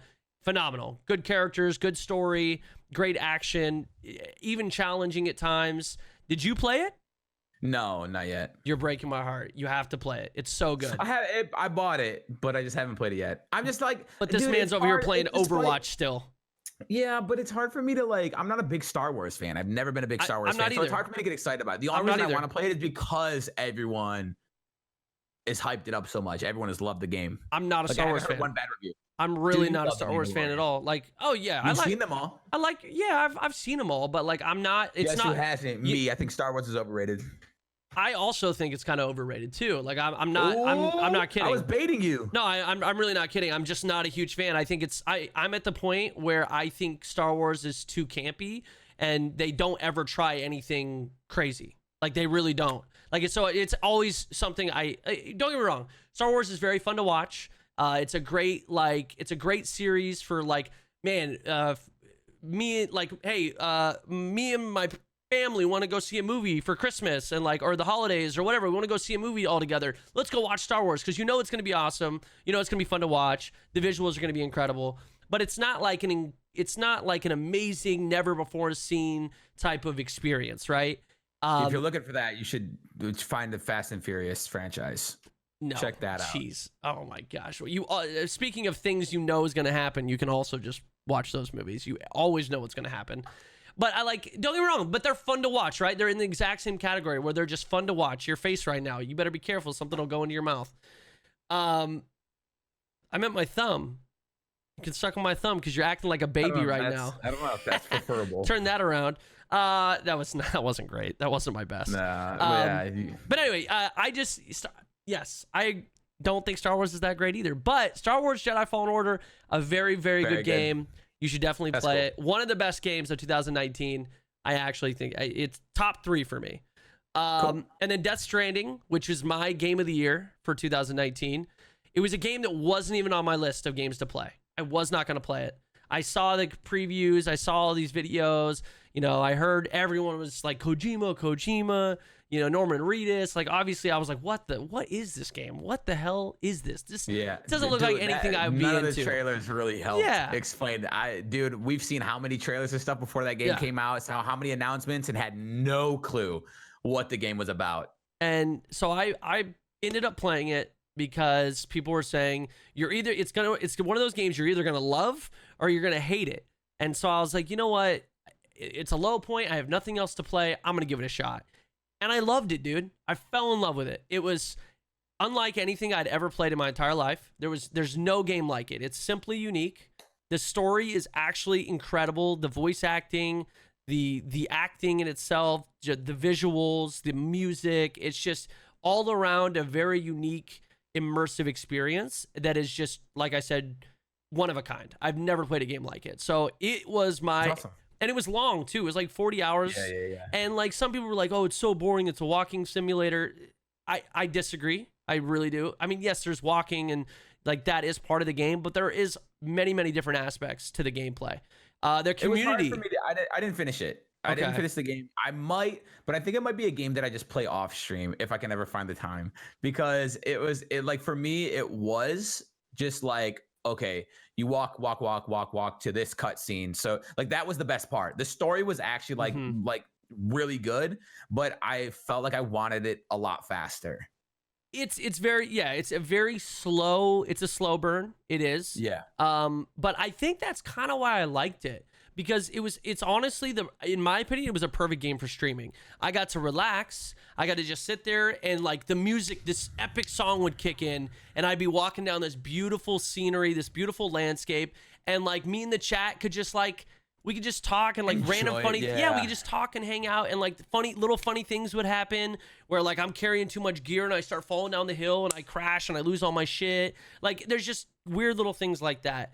I loved the how they did multiplayer in the sense that it's like community based where you can help other players in the world. They help you deliver packages. That was cool. You build roads together. You connect to the chiral network, and you're able to use other people's zip lines and yada yada yada. There's just so much to it, and I thought that was such a cool way to implement multiplayer in a single player game. It was my favorite game of 2019. Death Stranding. You should finish it. I think you will truly enjoy it. It's a very long game. You're going to get to parts where you're like, hey, I think this is the end. It's not. You have about 10 hours left. And then at the end of that, you're going to be like, I think this is the end. No, you have another 4 hours left. Dude, and then you're going to be like, oh, man, this is watched. The end. And it's still not the end. 4 times. Yeah. The Transformers movie with Mark Wahlberg. Oh, that movie was awful.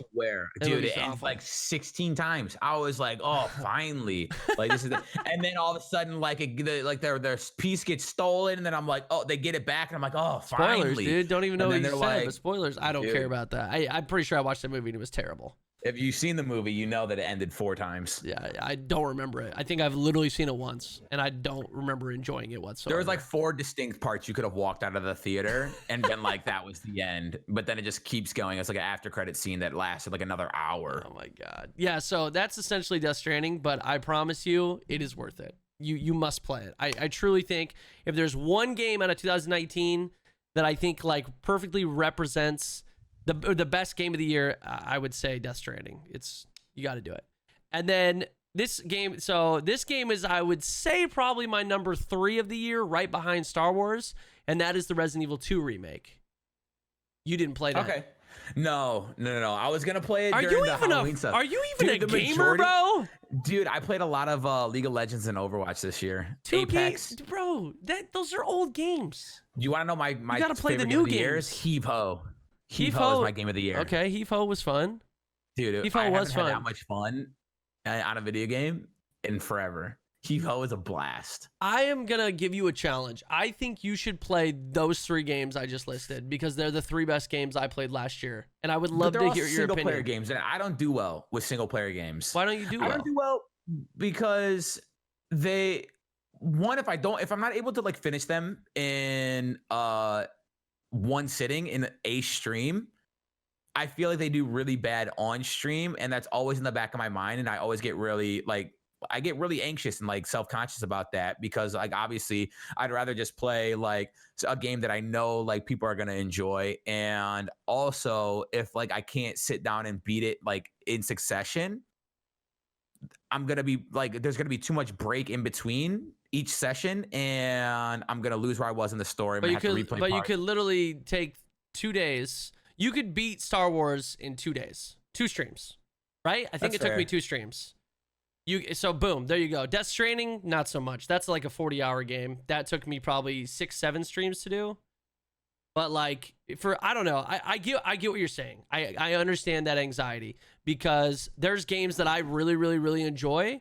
Like for example, Death Stranding. There was a point, but Death Stranding's different, man. I think you'd be pleasantly surprised. People want to watch other people play Death Stranding because there's so many what the fuck moments.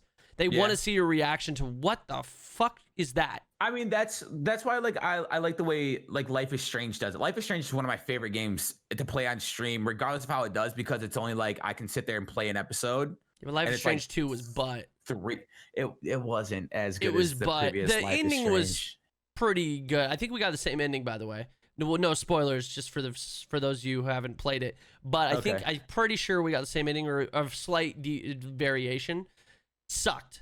I like the ending, but for the most part, for how long it took them to release Life is Strange 2, not even close to as good as the first one. Not even close. Dude, season 1, the first Life is Strange was actually phenomenal. I loved that game. And that was I played that as a joke. I literally played Life is Strange 1, the first episode, as a joke because I heard like the dialogue was so bad and like all this stuff. Angsty Yeah. and yeah. And then I actually was like, damn, I really enjoyed that. I'm excited for the second episode. Dude, it stems from like the first game I ever really noticed that, and like the first like single player game that I remember like, okay, I can't play this on stream anymore, was Horizon Zero Dawn. I loved that game. That's a great game. Why didn't you? It was because my viewership on stream just tanked. I the first stream people were watching, it was about normal viewership, whatever, and then like no joke, it was like a quarter of what I normally get. The like, and it tapered off over time, and like, as a gamer, like that really sucks because I was having a lot of fun with the game. But like as a streamer and like looking at it from like a job's perspective, like that, it sucks, but it's the reality of the situation. Like we as streamers have to look at it like that. Like this is what pays my bills. If people aren't watching, then that not only affects like that one stream, but it also affects things like sponsorships, the sub count, like it affects like the for sure, like the job in general. And so that's stuff we have to think about. I understand, and it sucks, but I think it's more fear than anything. I feel like I could play these games and be like completely okay, even if viewership's not the best throughout those particular games or whatever. It wouldn't affect me too much, but in the back of my head, like I'm still conscious of it, and it scares me. And I feel like even if I'm enjoying the game, I'm not enjoying like the stream as much because I'm scared that like other people aren't enjoying this type of content. Mm-hmm. So it's just there's a balance there that I have to find, and I just haven't yet. Like speaking completely honest, like I've been doing this for so long, and I still have like shit like this. Just it catches me off guard, and I don't know how to handle it. So like for me, I've like probably 6 months ago, I started playing games that I've always wanted to play, but I never felt like they did well on stream. It's funny you say that. Like you started this game, you really enjoyed it, and you look down and it's just not doing well. And I understand the mindset completely when you say first stream did really well, and it's like because especially if the game is brand new, because people are like, oh, let's check this new game out. Yeah. And then by the end of it, they're like, it's not really my thing, or they think, oh, I like this game, I'm gonna play it myself. I'm not gonna watch this guy play it. So then when you boot it up again, you can see the difference in the viewership. I completely get that. That happened with me with Outer Worlds. Really like that game, but it's one of those games where you can't really come into the middle of it and continue watching it because you have no idea what's going on. You can't come in, and if you do really like it, most people are like, oh, this is the type of game I want to play. So I don't want to watch him play it because it's going to ruin it. So that was one of those games where I really want to play it. I really want to finish it, but it does so poorly on stream.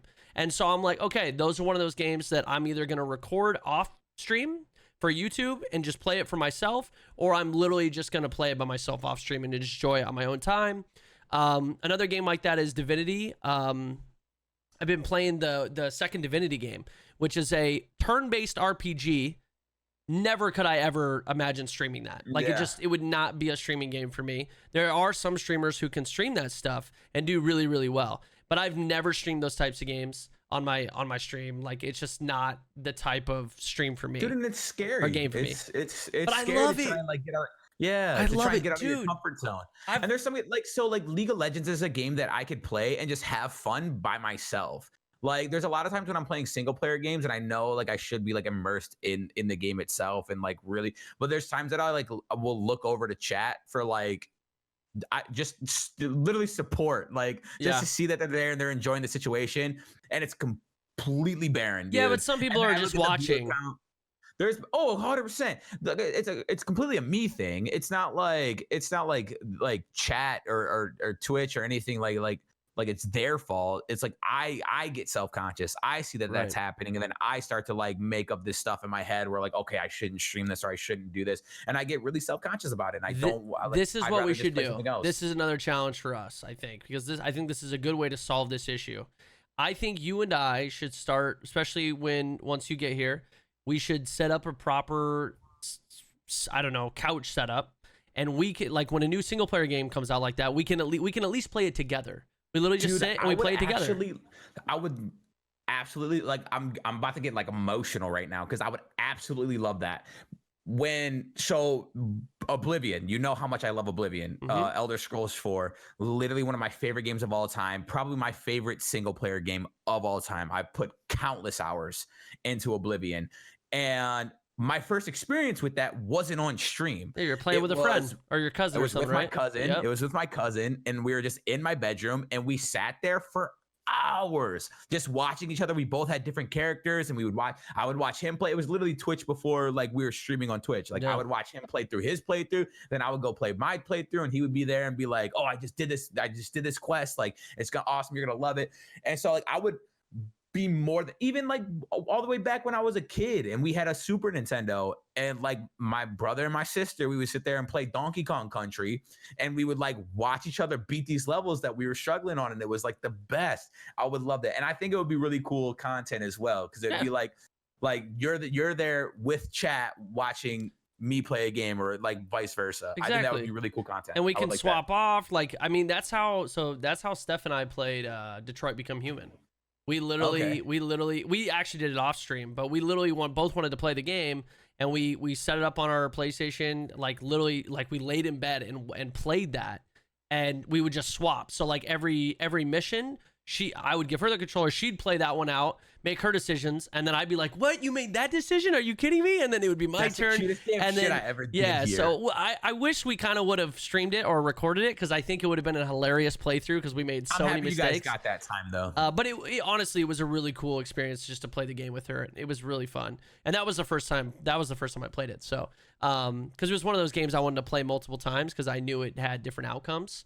But yeah, dude, I would totally be down for that, because like there are certain games that like I'm like, man, I know this game it's gonna be a good single player experience, but there's sometimes it's just nice to like have a friend play with you. Like even if it's not like a multiplayer game, they can at least experience it right alongside you, and you know it could be fun, dude. Couch streams, Dude, all of them, literally all of them. So I still got a list of best games of the year. I know Sekiro is on there, for however you want to pronounce it.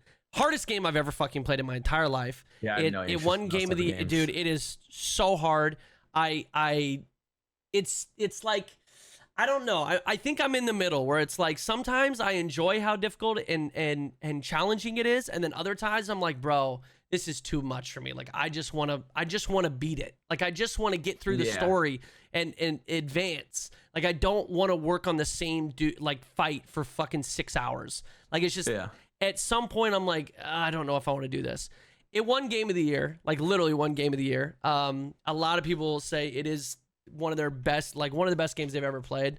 And playing it, I get it, but I just don't know if that style of game is for me. I'm trying to get there, but man, it's a little too much for me. The most difficult that I ever want to experience, and that was actually fun for me, is Cuphead. That game was like super difficult for me, but like it kept my attention enough to actually like want to beat it. And when I did, I felt really accomplished. But anything else, like, I don't know. It's just like those like Darksiders and Bloodborne, like those types of games, Sekiro, just are not my cup of tea. Yeah. Mine either. This was kind of the first time I tried to like just dive into one, and God, I'm telling you, man, it aged me. Did you beat it though? You beat it, right? No, I haven't beat it. Not even close. No, I've put like 12, 14 hours into it or something like that, and I feel like I have barely even scratched the surface. Like it's so frustrating. It's such a frustrating experience. I wish I was just better. Maybe I just suck though. I just got burned out on it. Like trying to, because it just beats you down, dude. It just beats you the hell down. God, you're like, oh, I'm getting better. And then just, no, you're not getting better. Fuck you. Till you get to the next boss. Yeah, no, not even the next boss. Like you beat a boss and you're like, yeah. And then all of a sudden it goes into the next phase. Stage. Yeah. And then it beats you and you have to restart the entire thing. And you go, fuck you. At least you know how to beat the first phase, you know? Oh, but it's not like you know how to. You understand it, but it doesn't mean you're going to first try next time. It might take you 30 times to do it. It's very, very, very frustrating. But one of my other favorite games of the year, and I actually don't know if this came out in 2019. I think it did, but Slay the Spire. I've been talking about that a lot. I'm gonna try it very soon, dude. It's so good. It sounds like it's right up my alley. Yeah, exactly. It's a card game. I know how much into Hearthstone you were. It's like Hearthstone mixed with an auto battler, right? So like TFT or something. Yeah, essentially, and it's like a dungeon crawler. So you fight enemies, you move on to the next room, and you fight. There's like random little rooms that have like special things that happen, and it's really fun. It's really, really cool. It's very challenging. It's not like an easy game by any means. You build a deck, and then at the end of each combat, you get 3 selections of which card to add to your deck. You can add a card, or you can select not to add a card. You can get relics that change your build. It's actually amazing. Probably one of my that's got to be up there as one of my favorite games this year. Like, how I know that's absolutely true is because there was one night in Vegas, Brennan's last night in Vegas, actually, and the girls wanted to go to a club because Lizzo was playing, right? And so Evan, Steph, and Haley all wanted to go out, and I was like I wanted to go out too. I wanted to go where everyone was gonna go, but our group was really split, and so like Brennan, Rick, Tyler, and Christy were like, no, I really don't want to go clubbing, whatever. So I was like, okay, they can hang out, do whatever they want to do, and we'll link up later, right? So we all go to the club. We're drinking, partying, dancing, having a good time. We come back. Brennan's laying in bed on the Switch playing Slay the Spire. Tyler and Rick are sitting at the table on the laptop playing Slay the Spire. You guys are in Vegas, literally the week of New Year's, and everyone's just in a hotel room playing Slay the Spire. And we were drinking and just having a great time. We came back from the club still vibing. There's a video of Steph that Haley took and posted on her Instagram story that was hilarious because Brennan was just checked out for the night. He was laying in bed, just playing Slay the Spire, and we all come back. We're still on this club vibe. Steph has a giant bag of Ritz crackers, and she's just doing this little dance or whatever. And it was the funniest thing ever because it literally right behind the camera was a completely different vibe. And I was like, bro, yeah, it must be real good, dude. It's so good. Yeah, Rick and I randomly got a text 2 days ago, and Rick was like, I finally beat the first boss. It was like 4 days after the fact of me showing him the game, and he finally got past the first boss. And I was like, awesome. Yes, it has begun. Dude, and it's on Switch too, so I'm probably going to download it. It's on the Switch. I'm telling you, it is the best traveling game. It is so good. You before you know it, your flight's over. And I'm like, what the? Really? And you can play offline? Yeah, it's not an online game. There's no online. Yeah. You can play offline. That's what I love about it. You don't have to be connected to the internet or anything. It's a phenomenal game. Slay the Spire, definitely on there. Definitely check it out. Or if you have Xbox Live Game Pass, it's on there as well for free. Part of Game Pass. Oh, okay. So you can play the PC version through the Windows Store with your Game Pass that you have. Red Dead Redemption 2 came out on PC. I've been playing. That's one of those games I've been replaying off stream. Phenomenal game. It is so good. Did Red Dead Redemption 2 come out? It came out. It came out in 2018. It came out in 2018. Between that and God of War, I would say those were the 2 best games of 2018. Dude, so incredible. This one came out this is the PC version. Those are 2 single player games that I beat. You did? Okay. At least you beat Red Dead Redemption 2 and God of War. Yeah. Oh, yeah, okay. I loved God of War, dude. See, have you ever played God of War 1 through 3? No. Dude, if anything, if you're not going to play all 3 of them, at least play God of War 3. It is so good. But hey, I'm proud of you for beating those 2 games because those 2 games are some of my favorite games of all time. God of War was this perfect, because even in the downtime of God of War, when you were traveling on the boat with your son or whatever, there was still lore and stuff happening. It wasn't just you were just traveling on a boat and it was completely dead silent and I would look over to chat or something. Even if chat was slow or something, I could see just listen and really be immersed in that game. And a lot of single player games don't do that. Sure. There's just downtime. You've played all the good PS4 exclusives, right? You've played. Please tell me you played the Uncharted series. Yes. All of them. I don't think I beat the first couple, but I did beat 4. You didn't play the 1 through 3? I definitely played them. I just haven't beat them. Oh, but you played 4? How did you even play 4 if you didn't know the? Dude, I loved it. But you didn't even know the story. It's fantastic. I didn't need to. But you got to play them in order. That's what makes it so good. The only thing I didn't like about 4, spoilers for those of you who haven't played. Honestly, this game's been out forever. I didn't like that there wasn't anything what's the paranormal in Uncharted 4. That's the only thing that really bugged me. Because it didn't even affect me because I didn't know that was you didn't know. So in all the other Uncharteds, at the end of them, there's usually something that's kind of paranormal in a weird way. It's just weird. You're like, what the heck? This is there's. I'm trying to think of in the first one. I can't think about in the first one. There's like dead warriors or something, but like they come back from the dead. But like in every single one, there's a different one. And then the fourth one, they just decided to cut out all paranormal shit. There's just nothing paranormal. So that was really the only thing that I was like a little iffy on. But I still thought it was absolutely phenomenal. Yeah. A little campy, a little too safe. They could have done a little bit more, maybe killed off somebody. But you know, I don't like campy shit. I like more realistic. Like I want to feel shit.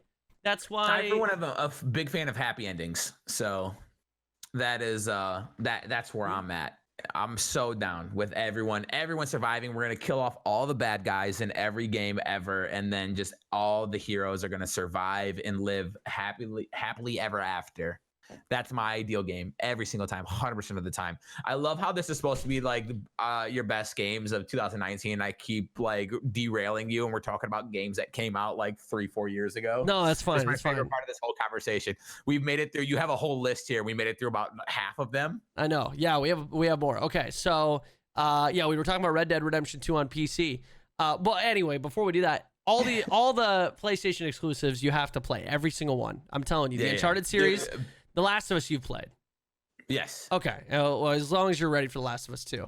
Dude, one of my favorite games ever. Yeah, it's I can't wait to replay it on because I've never played before 2 comes out. Yeah, I've never played the remastered version. I only played the one on PS3.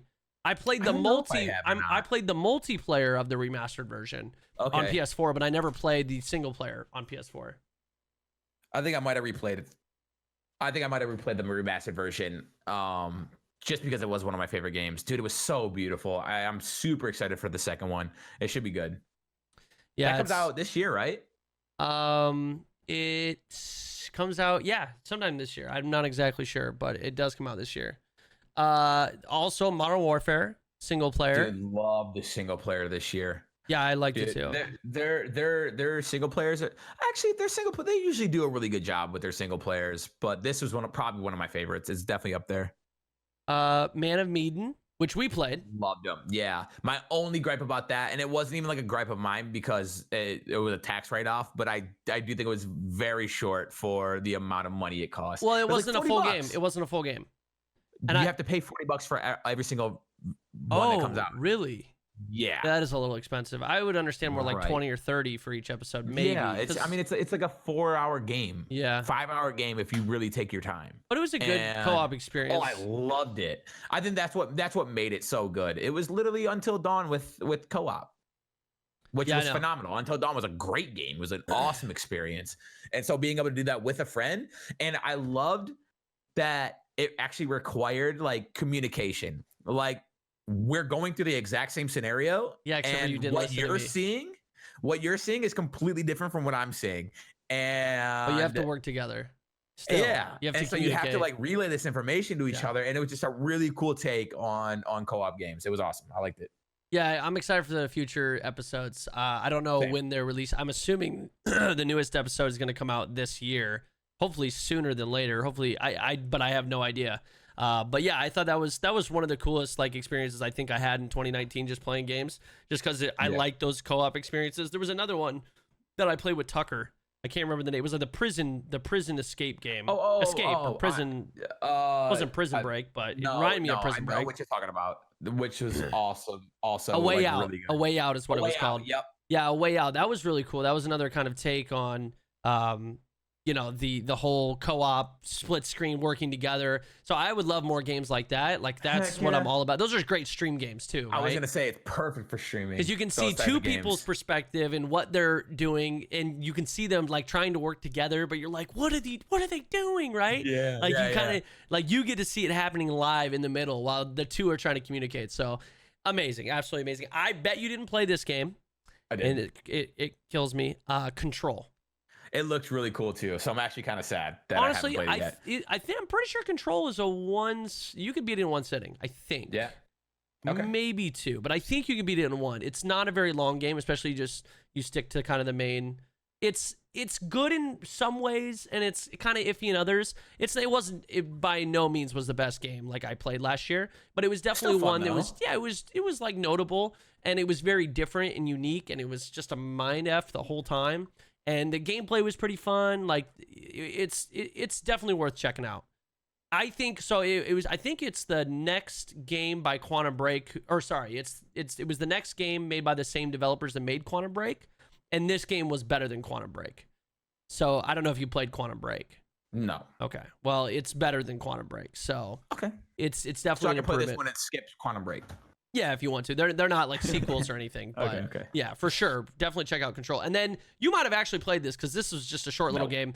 You didn't play My Friend Pedro? No, I watched you play a little bit of it, and I was just like, okay, this is all I need. What? It's so fun. It's such a fun little platformer, unique platformer. Just, it's crazy. It's so good. It's such a good game. You would have fun playing it. That's the thing. It's like a short, I think it was only like a 4-hour game. So I just beat it in like one sitting, just like a beginning of a stream, played it. And it's just like each playthrough is different. It's kind of challenging at times, but it's like, it's very unique in that sense where I've never played a game that has that type of gameplay. So I don't know. I liked it. It has, you know, it's got some twists and turns along the way. You should definitely play it. And it's on Xbox Game Pass, Vern. This, you know what? This was my best list. This is my list of best games of the year, but this is also your homework assignment. Oh. I'm giving you homework. Have you beat Pokemon Sword or Shield yet? Honestly, I'm not into Pokemon. I tried. Okay. Well, I'm not into any of these games you just spoke about. Any of them. Not into it. That's into it. Can we play Pokemon Sword and Shield together in our couch sit down? No. That's my game of the year, Pokemon Sword and Shield. I bought it for my Switch, and I was like, okay, I'm gonna stop playing Slay the Spire and I'm gonna play Pokemon, and then I went back to Slay the Spire because I will say I think I'm just not into Pokemon like I used to be. So I skipped a lot of the more recent versions of Pokemon just because I couldn't stream them. Like I wasn't into handhelds, and so I just skipped them. And booting this game up and them like removing a lot of the original Pokemon that I know was very hard for me to like actually understand and like know which Pokemon. There was a point where I was trying to complete my Pokédex and I was trying to breed this one Pokemon who I thought had I had its evolution, and so I was breeding it, and it just kept popping out the same Pokemon, and then I realized that the one before it that I was trying to get was in no way connected to the one I was breeding. Yeah, so it was just like they looked somewhat similar, and so I was like, oh, it has to be its pre-evolution, and it just really screwed me. You got to play those games. That's on my list right there. You got to play them. That's your homework, okay? I realize I didn't play Pokemon, but it's just not. I at least gave it a shot. How many of these games have you just not even touched? Sekiro, Star Wars, Star Wars, Control, My Friend Pedro. There you go. Play those.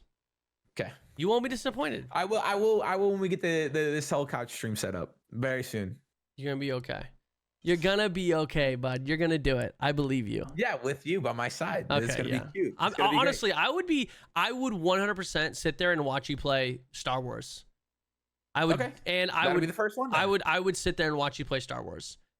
And then any bosses that I come up, because I heard it was hard too. So any bosses we come up to that are I'm not gonna help you. Too difficult, you're gonna play for me. No, I'm not gonna help you. And I'm gonna go to the bathroom, and might be a number 2, and I might be gone for 45 minutes, and you're just gonna let chat sit there. Really? Gonna let them, I mean, you're gonna let them yeah, suffer? if I have to, I might. You're gonna let them suffer with my bowel movement?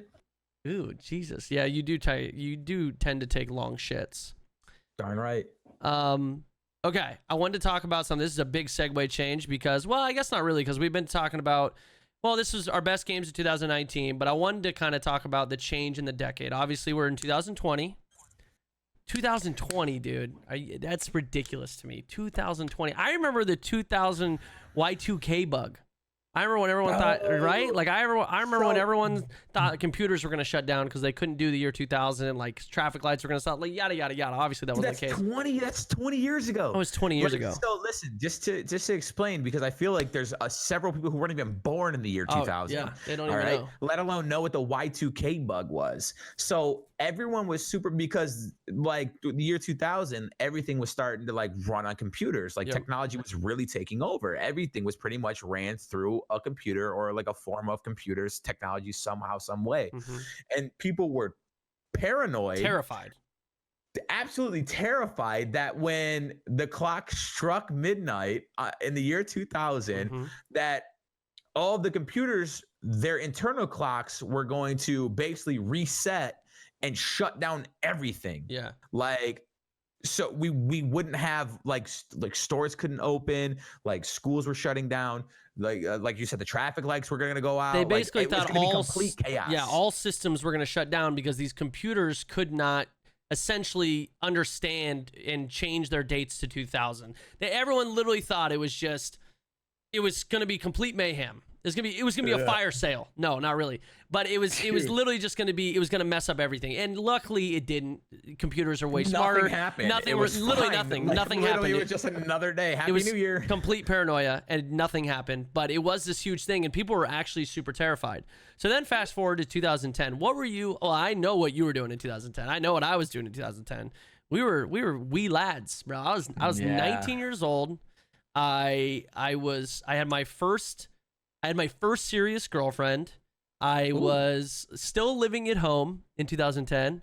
I was sort of going to college periodically, but mainly skipping class to play Gears of War, because in 2000 and like play video games. 2010 also, I think it was MW2 was out, so I was playing a lot of MW2, which means that I was already making like commentaries and doing that kind of stuff on YouTube. That's when I started to really dive into like Call of Duty commentaries and like really, really dive into like trying to make YouTube content every day. Which for me, like I look back and I'm like, man, that wasn't that long ago, but it was 10 years ago. 10 years ago. Super long. So much has happened. So much. Man, I was like, I feel like kind of same. I was, I think in 2010, I got my first factory job, and I was working in the factory full time, going to school part time, and then coming home and grinding out like Modern Warfare 2 commentaries, YouTube videos. Yep. This is right around the time we were literally out of my mom's basement. Yeah, I know. I remember the basement. You were always in the dark and you were creepy all the time, and you had your cutouts of Big True. Of what's his name? Recycled them not too long ago. Jacob and Edward from Twilight. Yes, you had your also Twilight cutouts. Than Star Wars. Who? Just saying. Better series, Twilight, than Star Wars. Oh, yikes. Come on, bro. Come on. Now I know you're just wait, dude. Yeah, and also while trying to balance a relationship, dude, it was want to talk about a grind. Yeah, you had to deal with me from the hours of about 9 p.m. to 4 in the morning. That was I think that was a little bit after. That was when I got my second factory job. That was 2011. That was when we were doing Gears 3 stuff. That was when we were like, now when Gears 3, it wasn't Gears 3 stuff. It was literally work and Gears 3, work and Gears 3, Gears 3, Gears 3, Gears 3. Because I would when I first landed my second factory job, I was on the second shift. So I would work from 5 p.m. to 5 a.m. 12-hour shifts, but on my off days, I still had to keep relatively that same schedule. Like I would try and get up a little bit earlier so that I could like spend time with my family and stuff. But if I didn't maintain that schedule, I would screw myself for work. So it just worked out perfectly that I could sit there and play Gears of War 3 GBs till 6 in the morning with my buddy Brennan. Because I was up anyway, because I was a night owl. And that's like when that was like from when our friendship went to like, we were friends to like we were fucking boys. We spent every day together. Every day, all night. I spent more time with you than my girlfriend at the time. Oh, I know. That's probably why it didn't work out. Maybe. Dude, maybe other reasons too. She hit you with a car, so. Yeah, but we stayed together for a year after that. You always joke about how you want like a woman to like step on your throat. Why do you think I stayed with her, and dog? Crush you and like a crazy bitch? Into that. And you she apparently hit me with a vehicle, and she was like pretending like she did it on accident. And I was like, "God damn, baby, she's the one." Should I stand back up? We've told that story many times. We've told the story about how Vern got hit by a car. If you really want to listen to it, you got to go back into the old archives of Brothers to the End on YouTube. Maybe I'll bring it up for conspiracy theory. Was it on purpose? Who knows? Yes. Well, I don't. I think her. We don't know. Well, I mean, dude, I don't think she would intentionally. Dude, I'm gonna text her. We'll get her on the podcast. Yeah, be like, hey, we're doing a conspiracy theory. Remember when you hit me with a car? Would you like to come on for 15 minutes and explain your side of the story? Okay, do it. Do it. Dude, That that'd would be funny. that would be a weird little podcast. But I'm down. I mean, you know, I always liked Mariah. She was always nice to me. She was always very nice to me. She liked me, so we're good. Yeah. No, she's dope. I ain't got no grudges. Well, good, because it was 10 years ago almost. It's been a long She hit me time. with a car, dude. I feel like I can hold that grudge for as long as I want. That's true. Fair enough. Somebody hits you with a car, you got to pass for life, dude. You can always hold Remember it over that their one heads. time, though? Remember that one time? She'll remember. What if she's blocked? It was a traumatic experience. She's blocked it out of her memory. She's like, that never even happened, Vern. You're making it up. I don't let it forget. You won't. Okay, good. I'm glad you periodically text her and say, remember that fucking one time you hit me with a I car? haven't spoken to her in like 5 years. Well, yeah, that tends to happen, you know? People move on, you know? Maybe. Some people don't. I don't know. Anyway, there's a lot of people. Actually, there's a lot of people on the internet that I'm like, dude, some people really don't know how to move on from things. It's a little scary. You know? At some point, you just got to understand that things happen. It wasn't meant to be, man. You know? Don't be crazy. Find happiness elsewhere. You can do it. I believe. So yeah, I mean the change from 2010, 2020. It's funny because I say a lot has changed, but I also feel like a lot hasn't changed.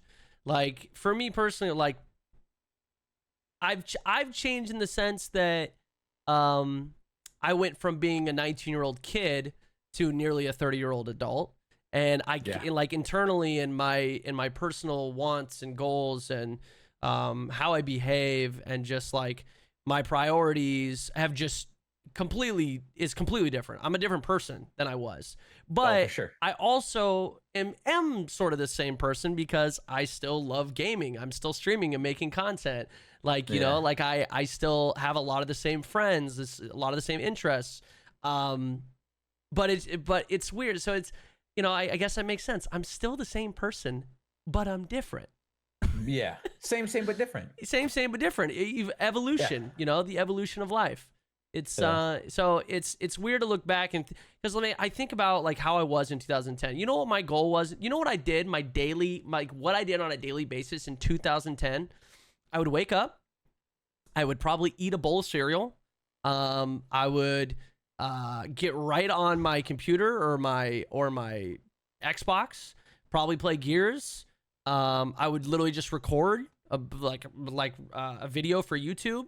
I'd upload the video and I would play video games all day long. And then after like maybe in the evening, I'd go over to my friend Nick's house and that was like right before. Well, no, because that had to have been 2012. So yeah, this is before I drank. So literally that I would just drink energy drinks, play video games.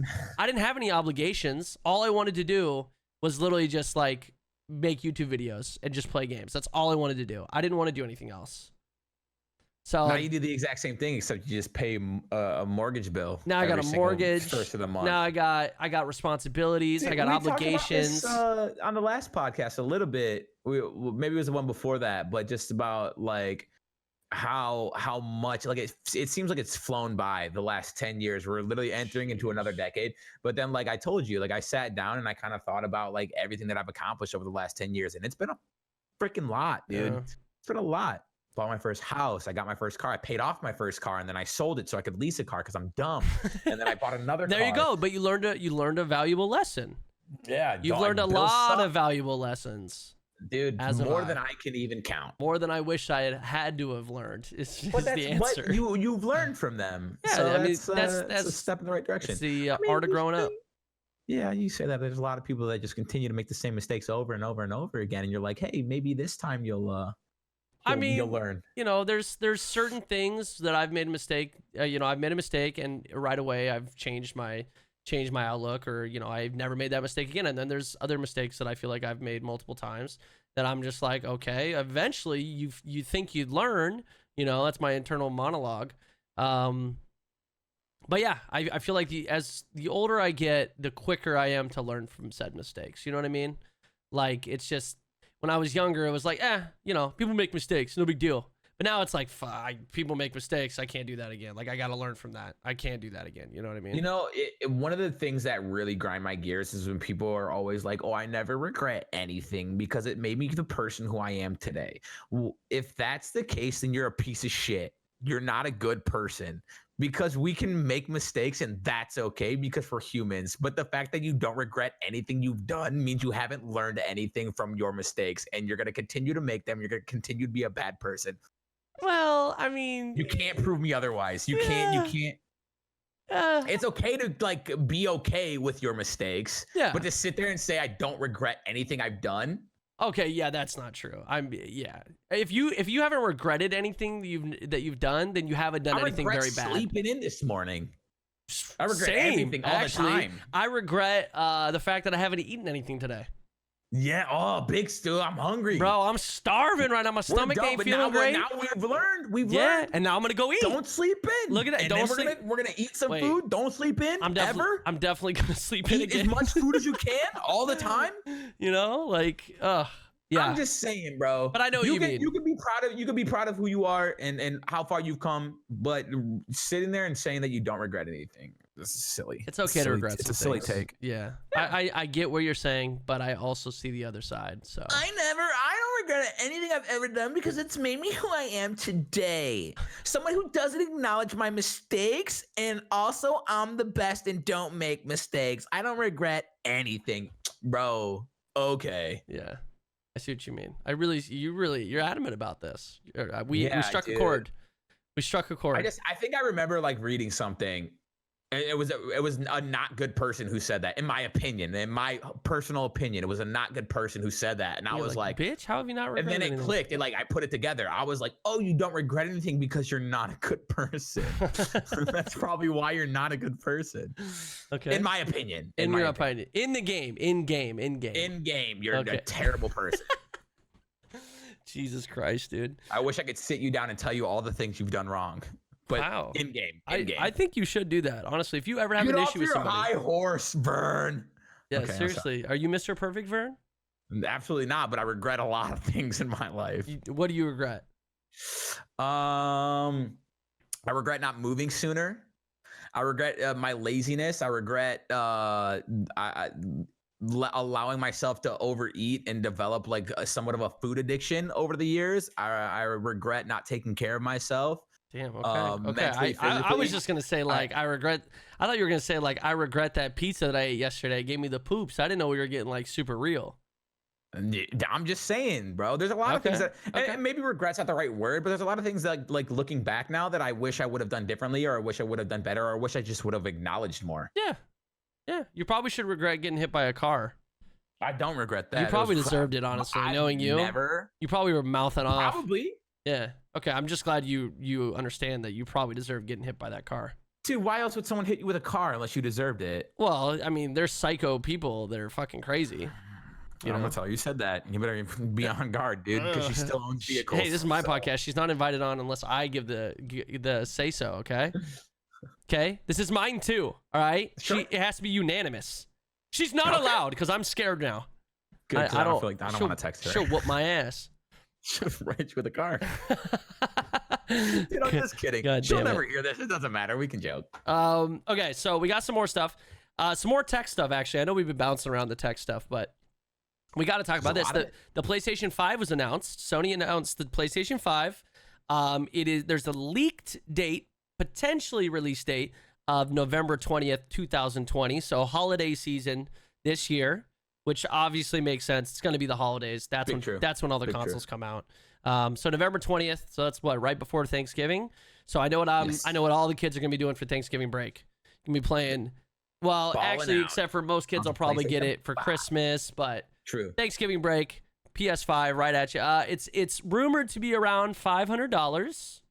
It's about normal, right, for new consoles? Yeah, I think the PS4 was cheaper. I think the PS4 was $400, but Maybe $399 sounds about right. something like that. But I think this one, it's rumored to be a little bit more expensive.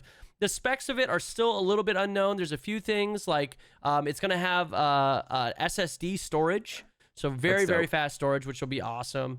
Backwards compatibility with PlayStation 4 and PSVR hardware. So if you have like for example, I have a PlayStation VR headset that works on the PlayStation 4. That will actually also work on the PlayStation Thank goodness, 5. because I feel like that was an investment that a lot of people made, and it wasn't fully utilized on the PS4. So I'm happy that they're like not going to force people to buy like a new one. It's not like another controller or something like that. Like this is a full on get up that people invested a lot of money in, and I don't feel like they got their money's worth yet. But. So they're right. So it's going to be backwards compatible with that, but there's also rumors that they're going to be launching PlayStation VR 2. Not sure how that's going to go. Like if they're going to release the new games for PSVR 2, I'm not sure. So we'll see.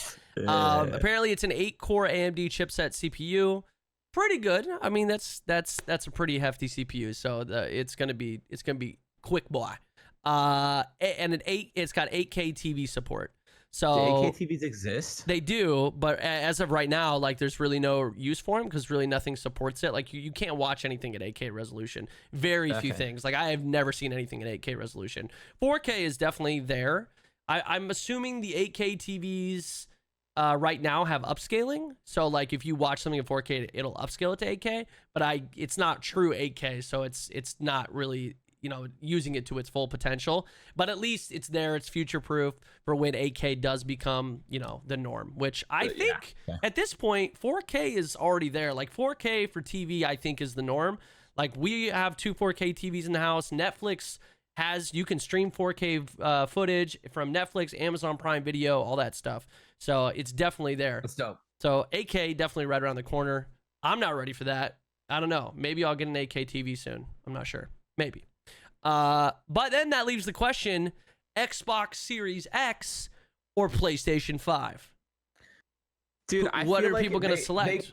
They come and go in waves. Obviously, us being content creators, it just makes sense that we get both, right? Right. Because they all have exclusives. I think, like speaking honestly, and I love Xbox, and I have like a really good relationship with the people at Xbox, and I will always be like a diehard Xbox fan.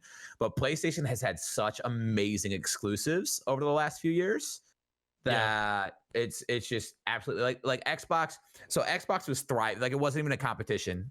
Like when Xbox first came out and they had Halo 2, like those type of like Xbox exclusives that just were completely unrivaled. And then all of a sudden PlayStation started getting all these like incredible exclusives. And so I feel like it's kind of, when that first started happening, I was like, well, if you like multiplayer games and you're more of like a competitive, like because Call of Duty a lot of time with like competitive COD was mainly played on Xbox. It was. And then it was recently picked up on PlayStation.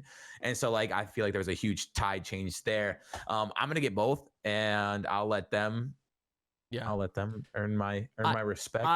You kind of hit it perfectly. It's definitely, it's been waves. Like Xbox, I feel like when Xbox was at its peak was like online gaming, was when Xbox, like the Xbox 360 multiplayer online, incredible, way and above what PlayStation was at the time, way above just their game selection, what they had. You could play Halo, you could play Gears, you could play COD, you could play all that, and it was all on Xbox, and it was all phenomenal.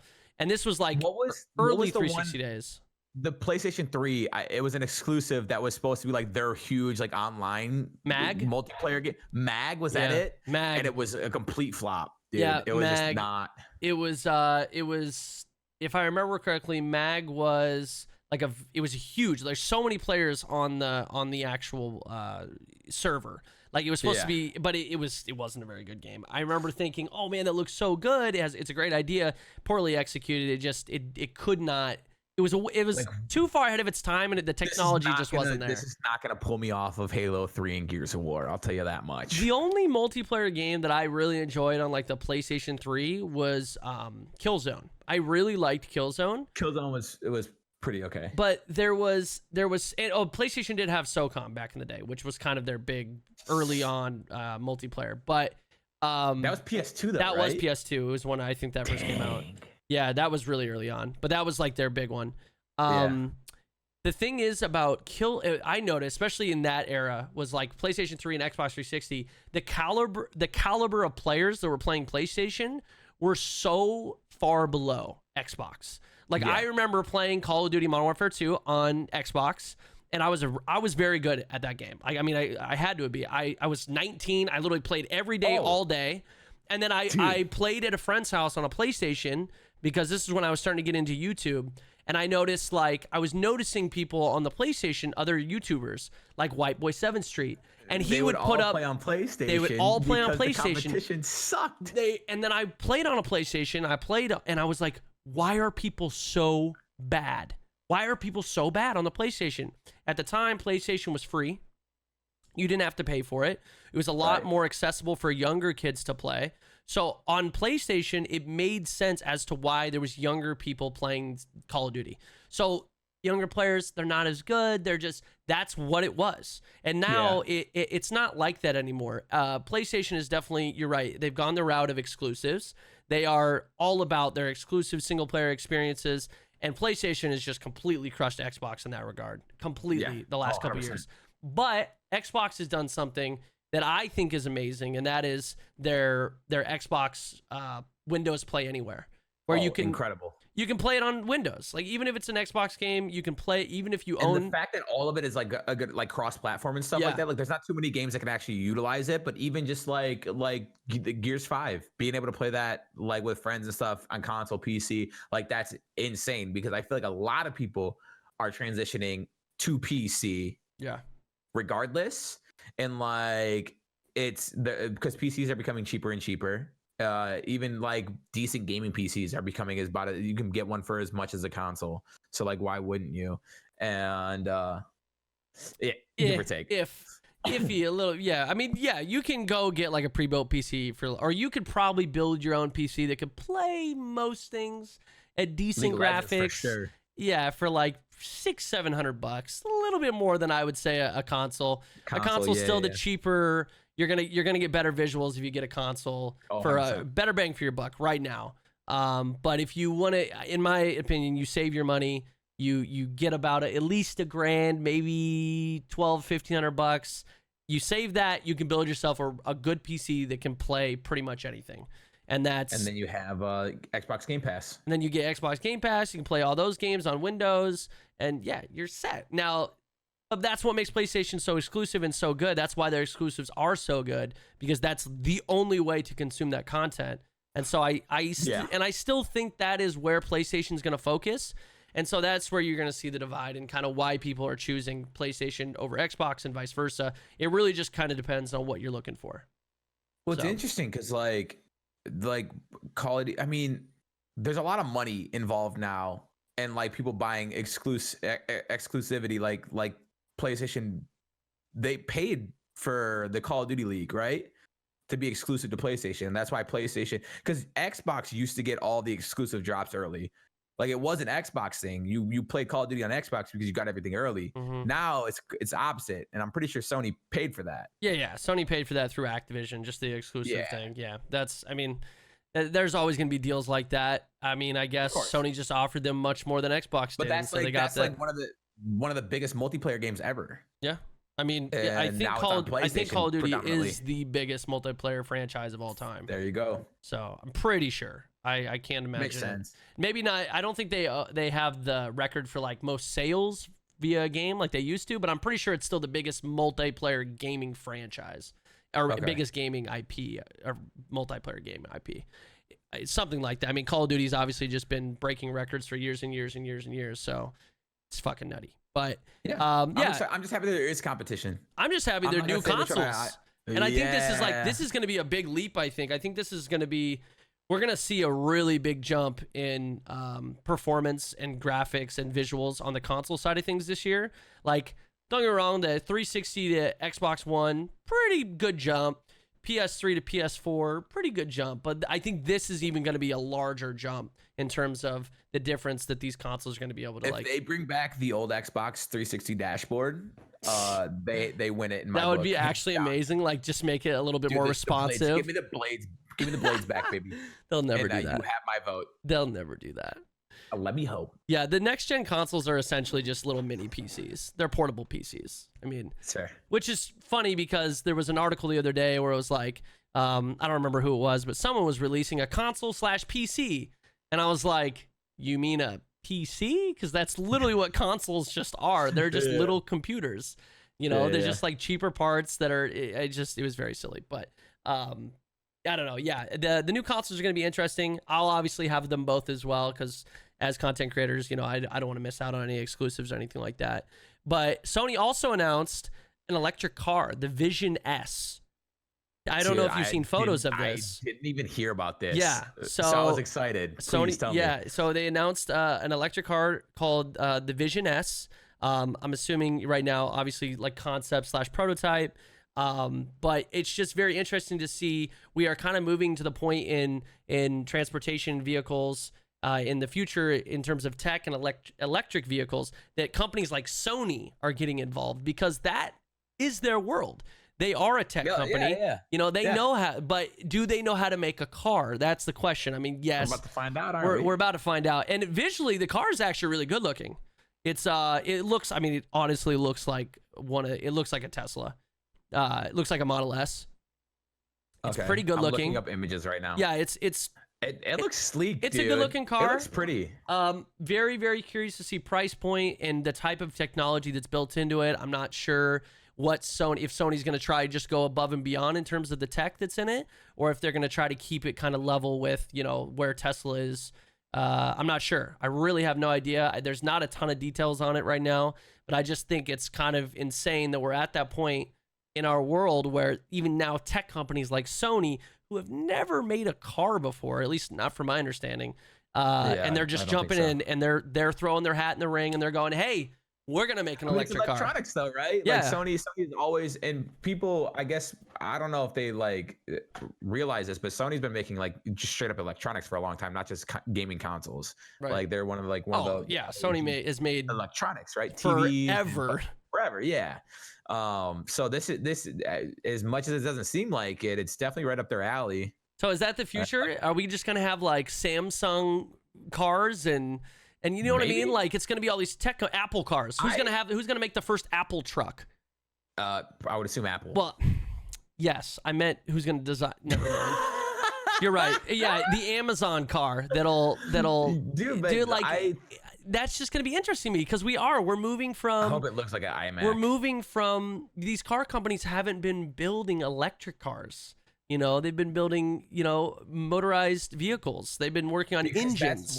I think this is a change of times, man. Yeah. Where Tesla is kind of paved the way, and everyone's like, okay, well, there is a market for electric vehicles, and I wish it had happened sooner, because obviously, and it's gonna sound super hypocritical, I drive a freaking Jeep, but vehicles have been if not, I mean, I don't have statistics in front of me, but I would assume one of the number one causes of pollution, and it's just not good, and they're very expensive. And cars put off a lot of emissions. I don't know the statistics either, but obviously got to cut that down. And gas and oil and stuff like that. It's not a renewable resource, and there's a finite amount of it. Granted, there might be a freaking lot more than we'll be able to exhaust in our lifetime, but one day it's not going to be there, and so this should have been a plan a lot sooner.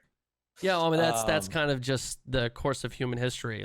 We like to push. We're procrastinators. We're procrastinators until the point where we got to make a change now or we're screwed. And to be fair, when it comes to some stuff already, we might be too far gone. At least some people think so.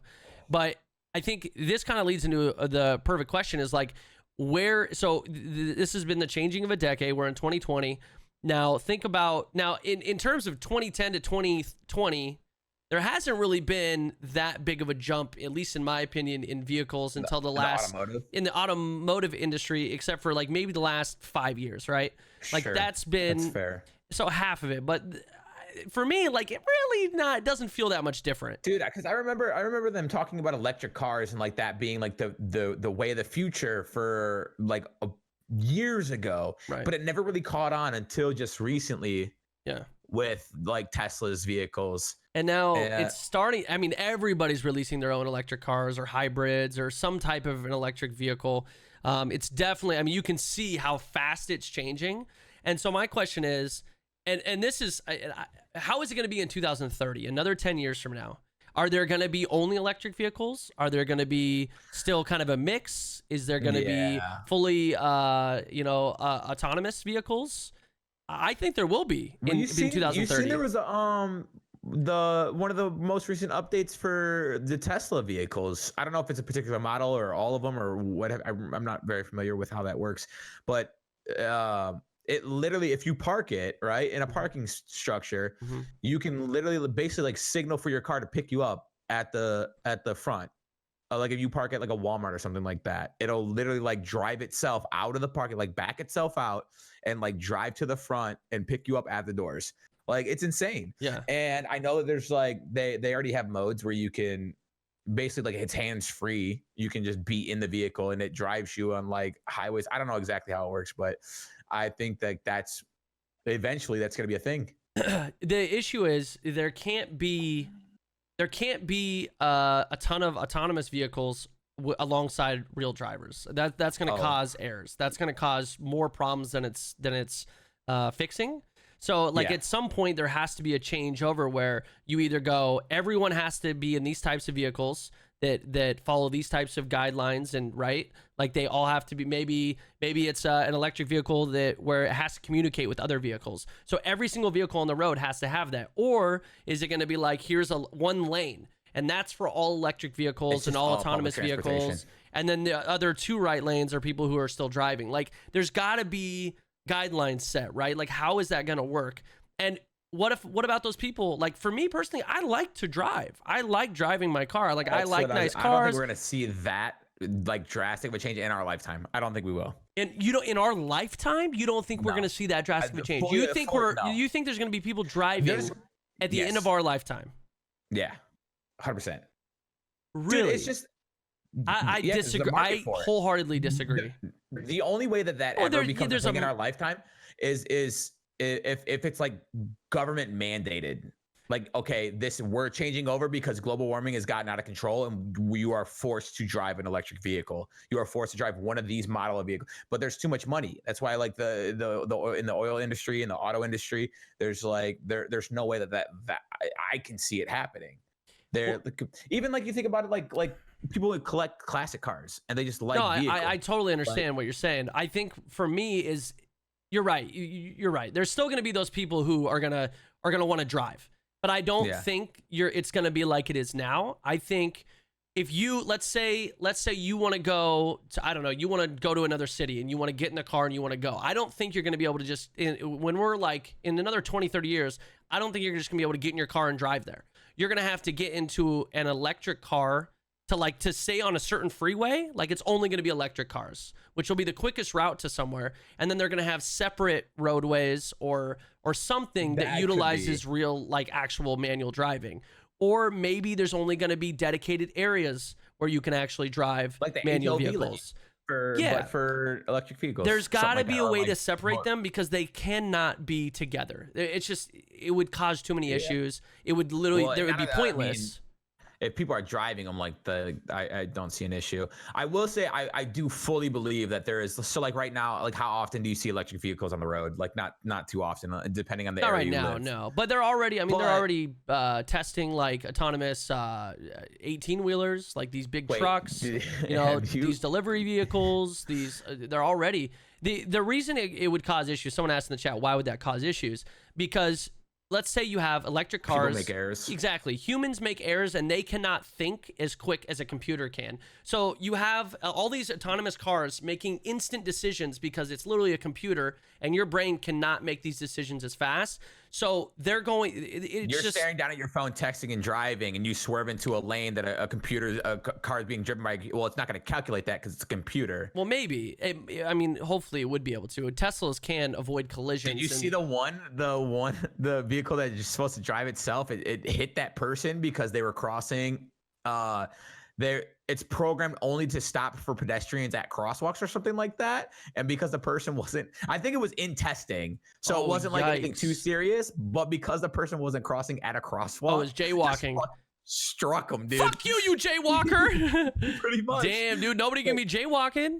But that's the thing is like computers are programmed to perform a certain way, and if you like slide over into their lane or something like that, like you're just not paying attention to the road, or you're going too fast or too slow. The way I see it happening is like when people finally get to that point where cars are driving themselves. You literally get in your vehicle, type in a location, Yeah. and it connects to every other car, Yeah. and it like inserts you into a queue, or the and it, flow. yeah, Yeah. exactly, and it inserts you perfectly. That's how it should be. And then that's how you eliminate traffic. That's how you have a cohesive traveling experience. You have an exact time, estimated time of arrival. You know, this car is gonna exactly. It talks to a car that's 3 streets away, but it knows this car is going to be at this spot at this time. Everyone inputs their destination. Exactly, and this car is going to be at this spot, and then they're able to fill the lane completely instantly. That is the goal, perfectly. Right? That would be insane. That is obviously, Dude, and if you want to actually see that, you can go watch Minority Report. Literally, the cars in that movie. Oh, is that a thing? That's literally what they do.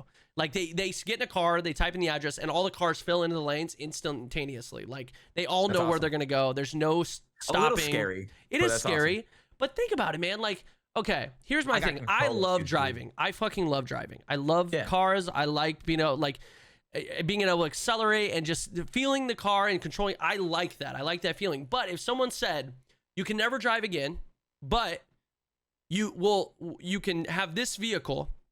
It's an electric vehicle. You don't have to drive it. You literally go in, you sit down, you type in your address, you'll get there. It has it's safer, it's quicker, it's, you know what I mean? Like it's just an easier, more relaxed. It's efficient. It's safer for everyone. It's efficient. It's better for the environment. No matter what, I would say yes. What it's going to be is literally personal. It's personal public transportation is what it would be at that point. Yeah. Because technically, it's like a little taxi. Yeah. But an automated one. That's awesome. Like the only reason I'd be all for it, like I don't get me wrong, like sometimes it's just nice to drive, it's nice to relax, and like, but you could technically just, I guess, input that. You wouldn't be in control. But the only think of that, man. You're like, oh shit, I'm running late. I got to get to the airport. But you're like, oh, but I forgot to do something. I gotta do something. Like maybe you gotta do something on your laptop or something. You literally just get in the car, type it in, and you're able to work while you're going. You're able to do all this stuff. Or maybe you're like, man, I'm exhausted, bro. You take a nap, bro. You catch up on some Z's, or you're drinking, you're whatever. You're not in the shape to drive. Uber. Think about people who are handicapped and they can't drive. Like, dude, think about me being drunk all the time on stream, wanting McDonald's when I'm done and not being able to do it because I'm drunk. Jesus. I'd be inputting any kind of fast food, bro. I'd be there 24/7. Yeah, maybe it's not so good. It's like that scene. Is that the end of WALL-E?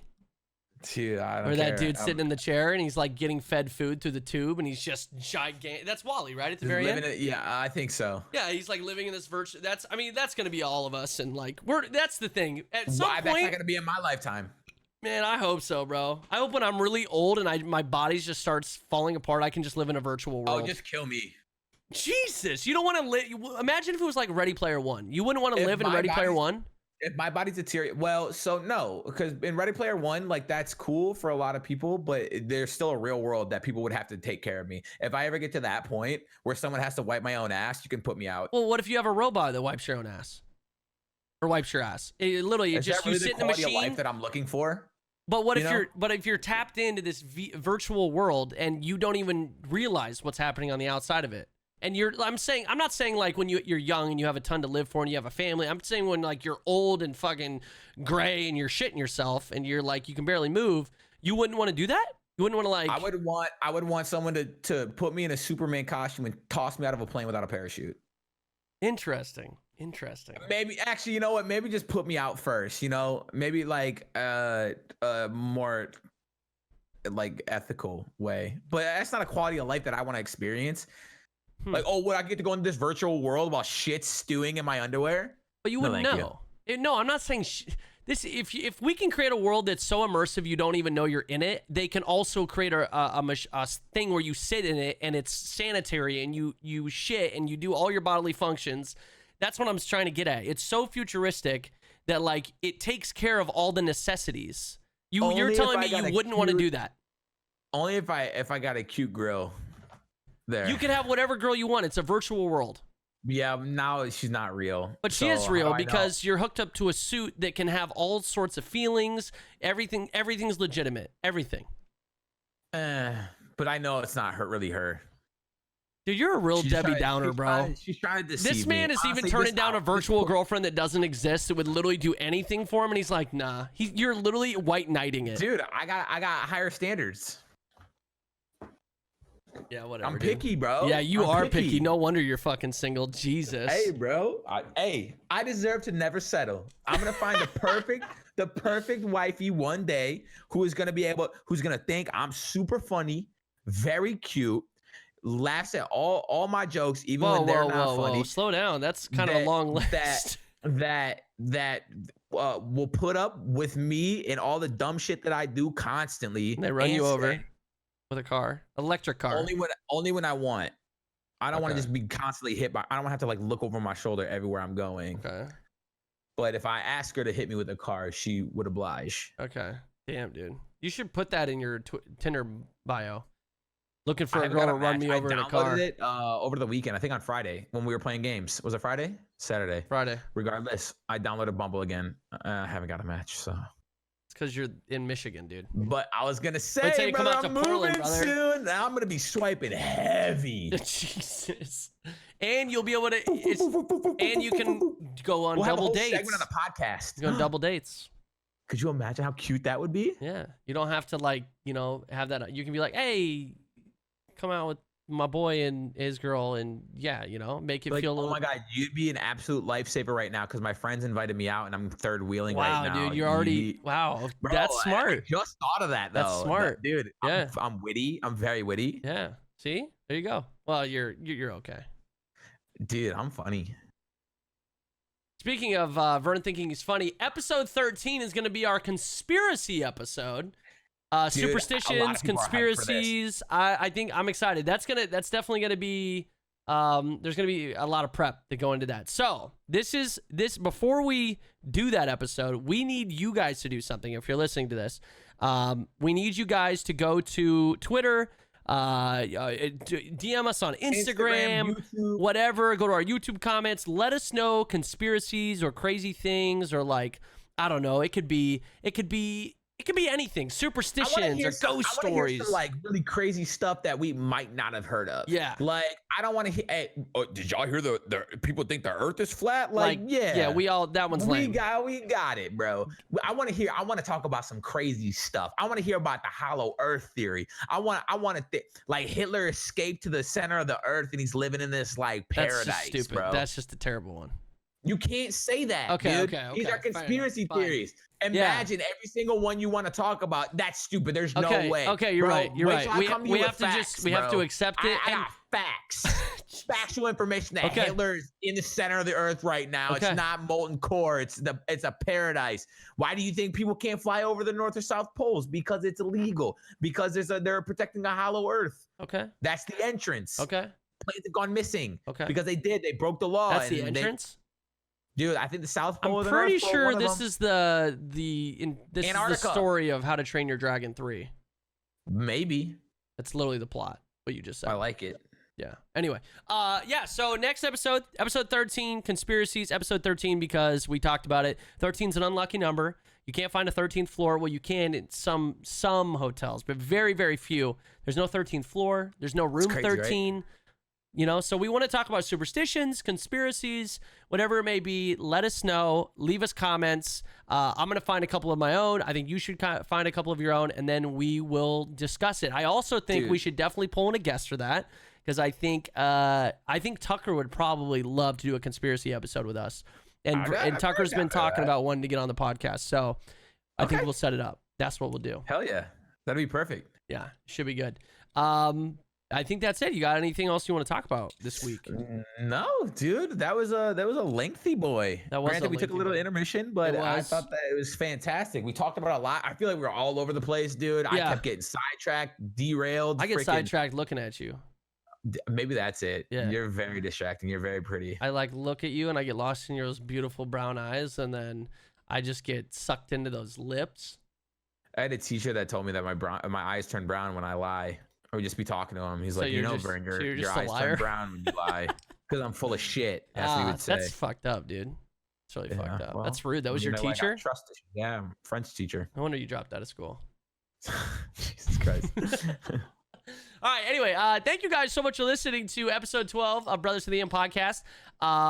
Hopefully you guys have, wherever you listen to this, I don't know, it's on all audio platforms, YouTube, should be on Google Podcasts, iTunes. It should be on Spotify. We stream it on Twitch. And we stream it on Twitch. So make sure you guys follow us there. Yeah, everything you guys want to find, any links that you're interested in, all down below in the description. And we will be back in 2 weeks. 2 weeks with the conspiracy theory episode. It's should be good. It's gonna be litty. It's gonna be litty titty. This is Family. my favorite episode yet. It's gonna be so good.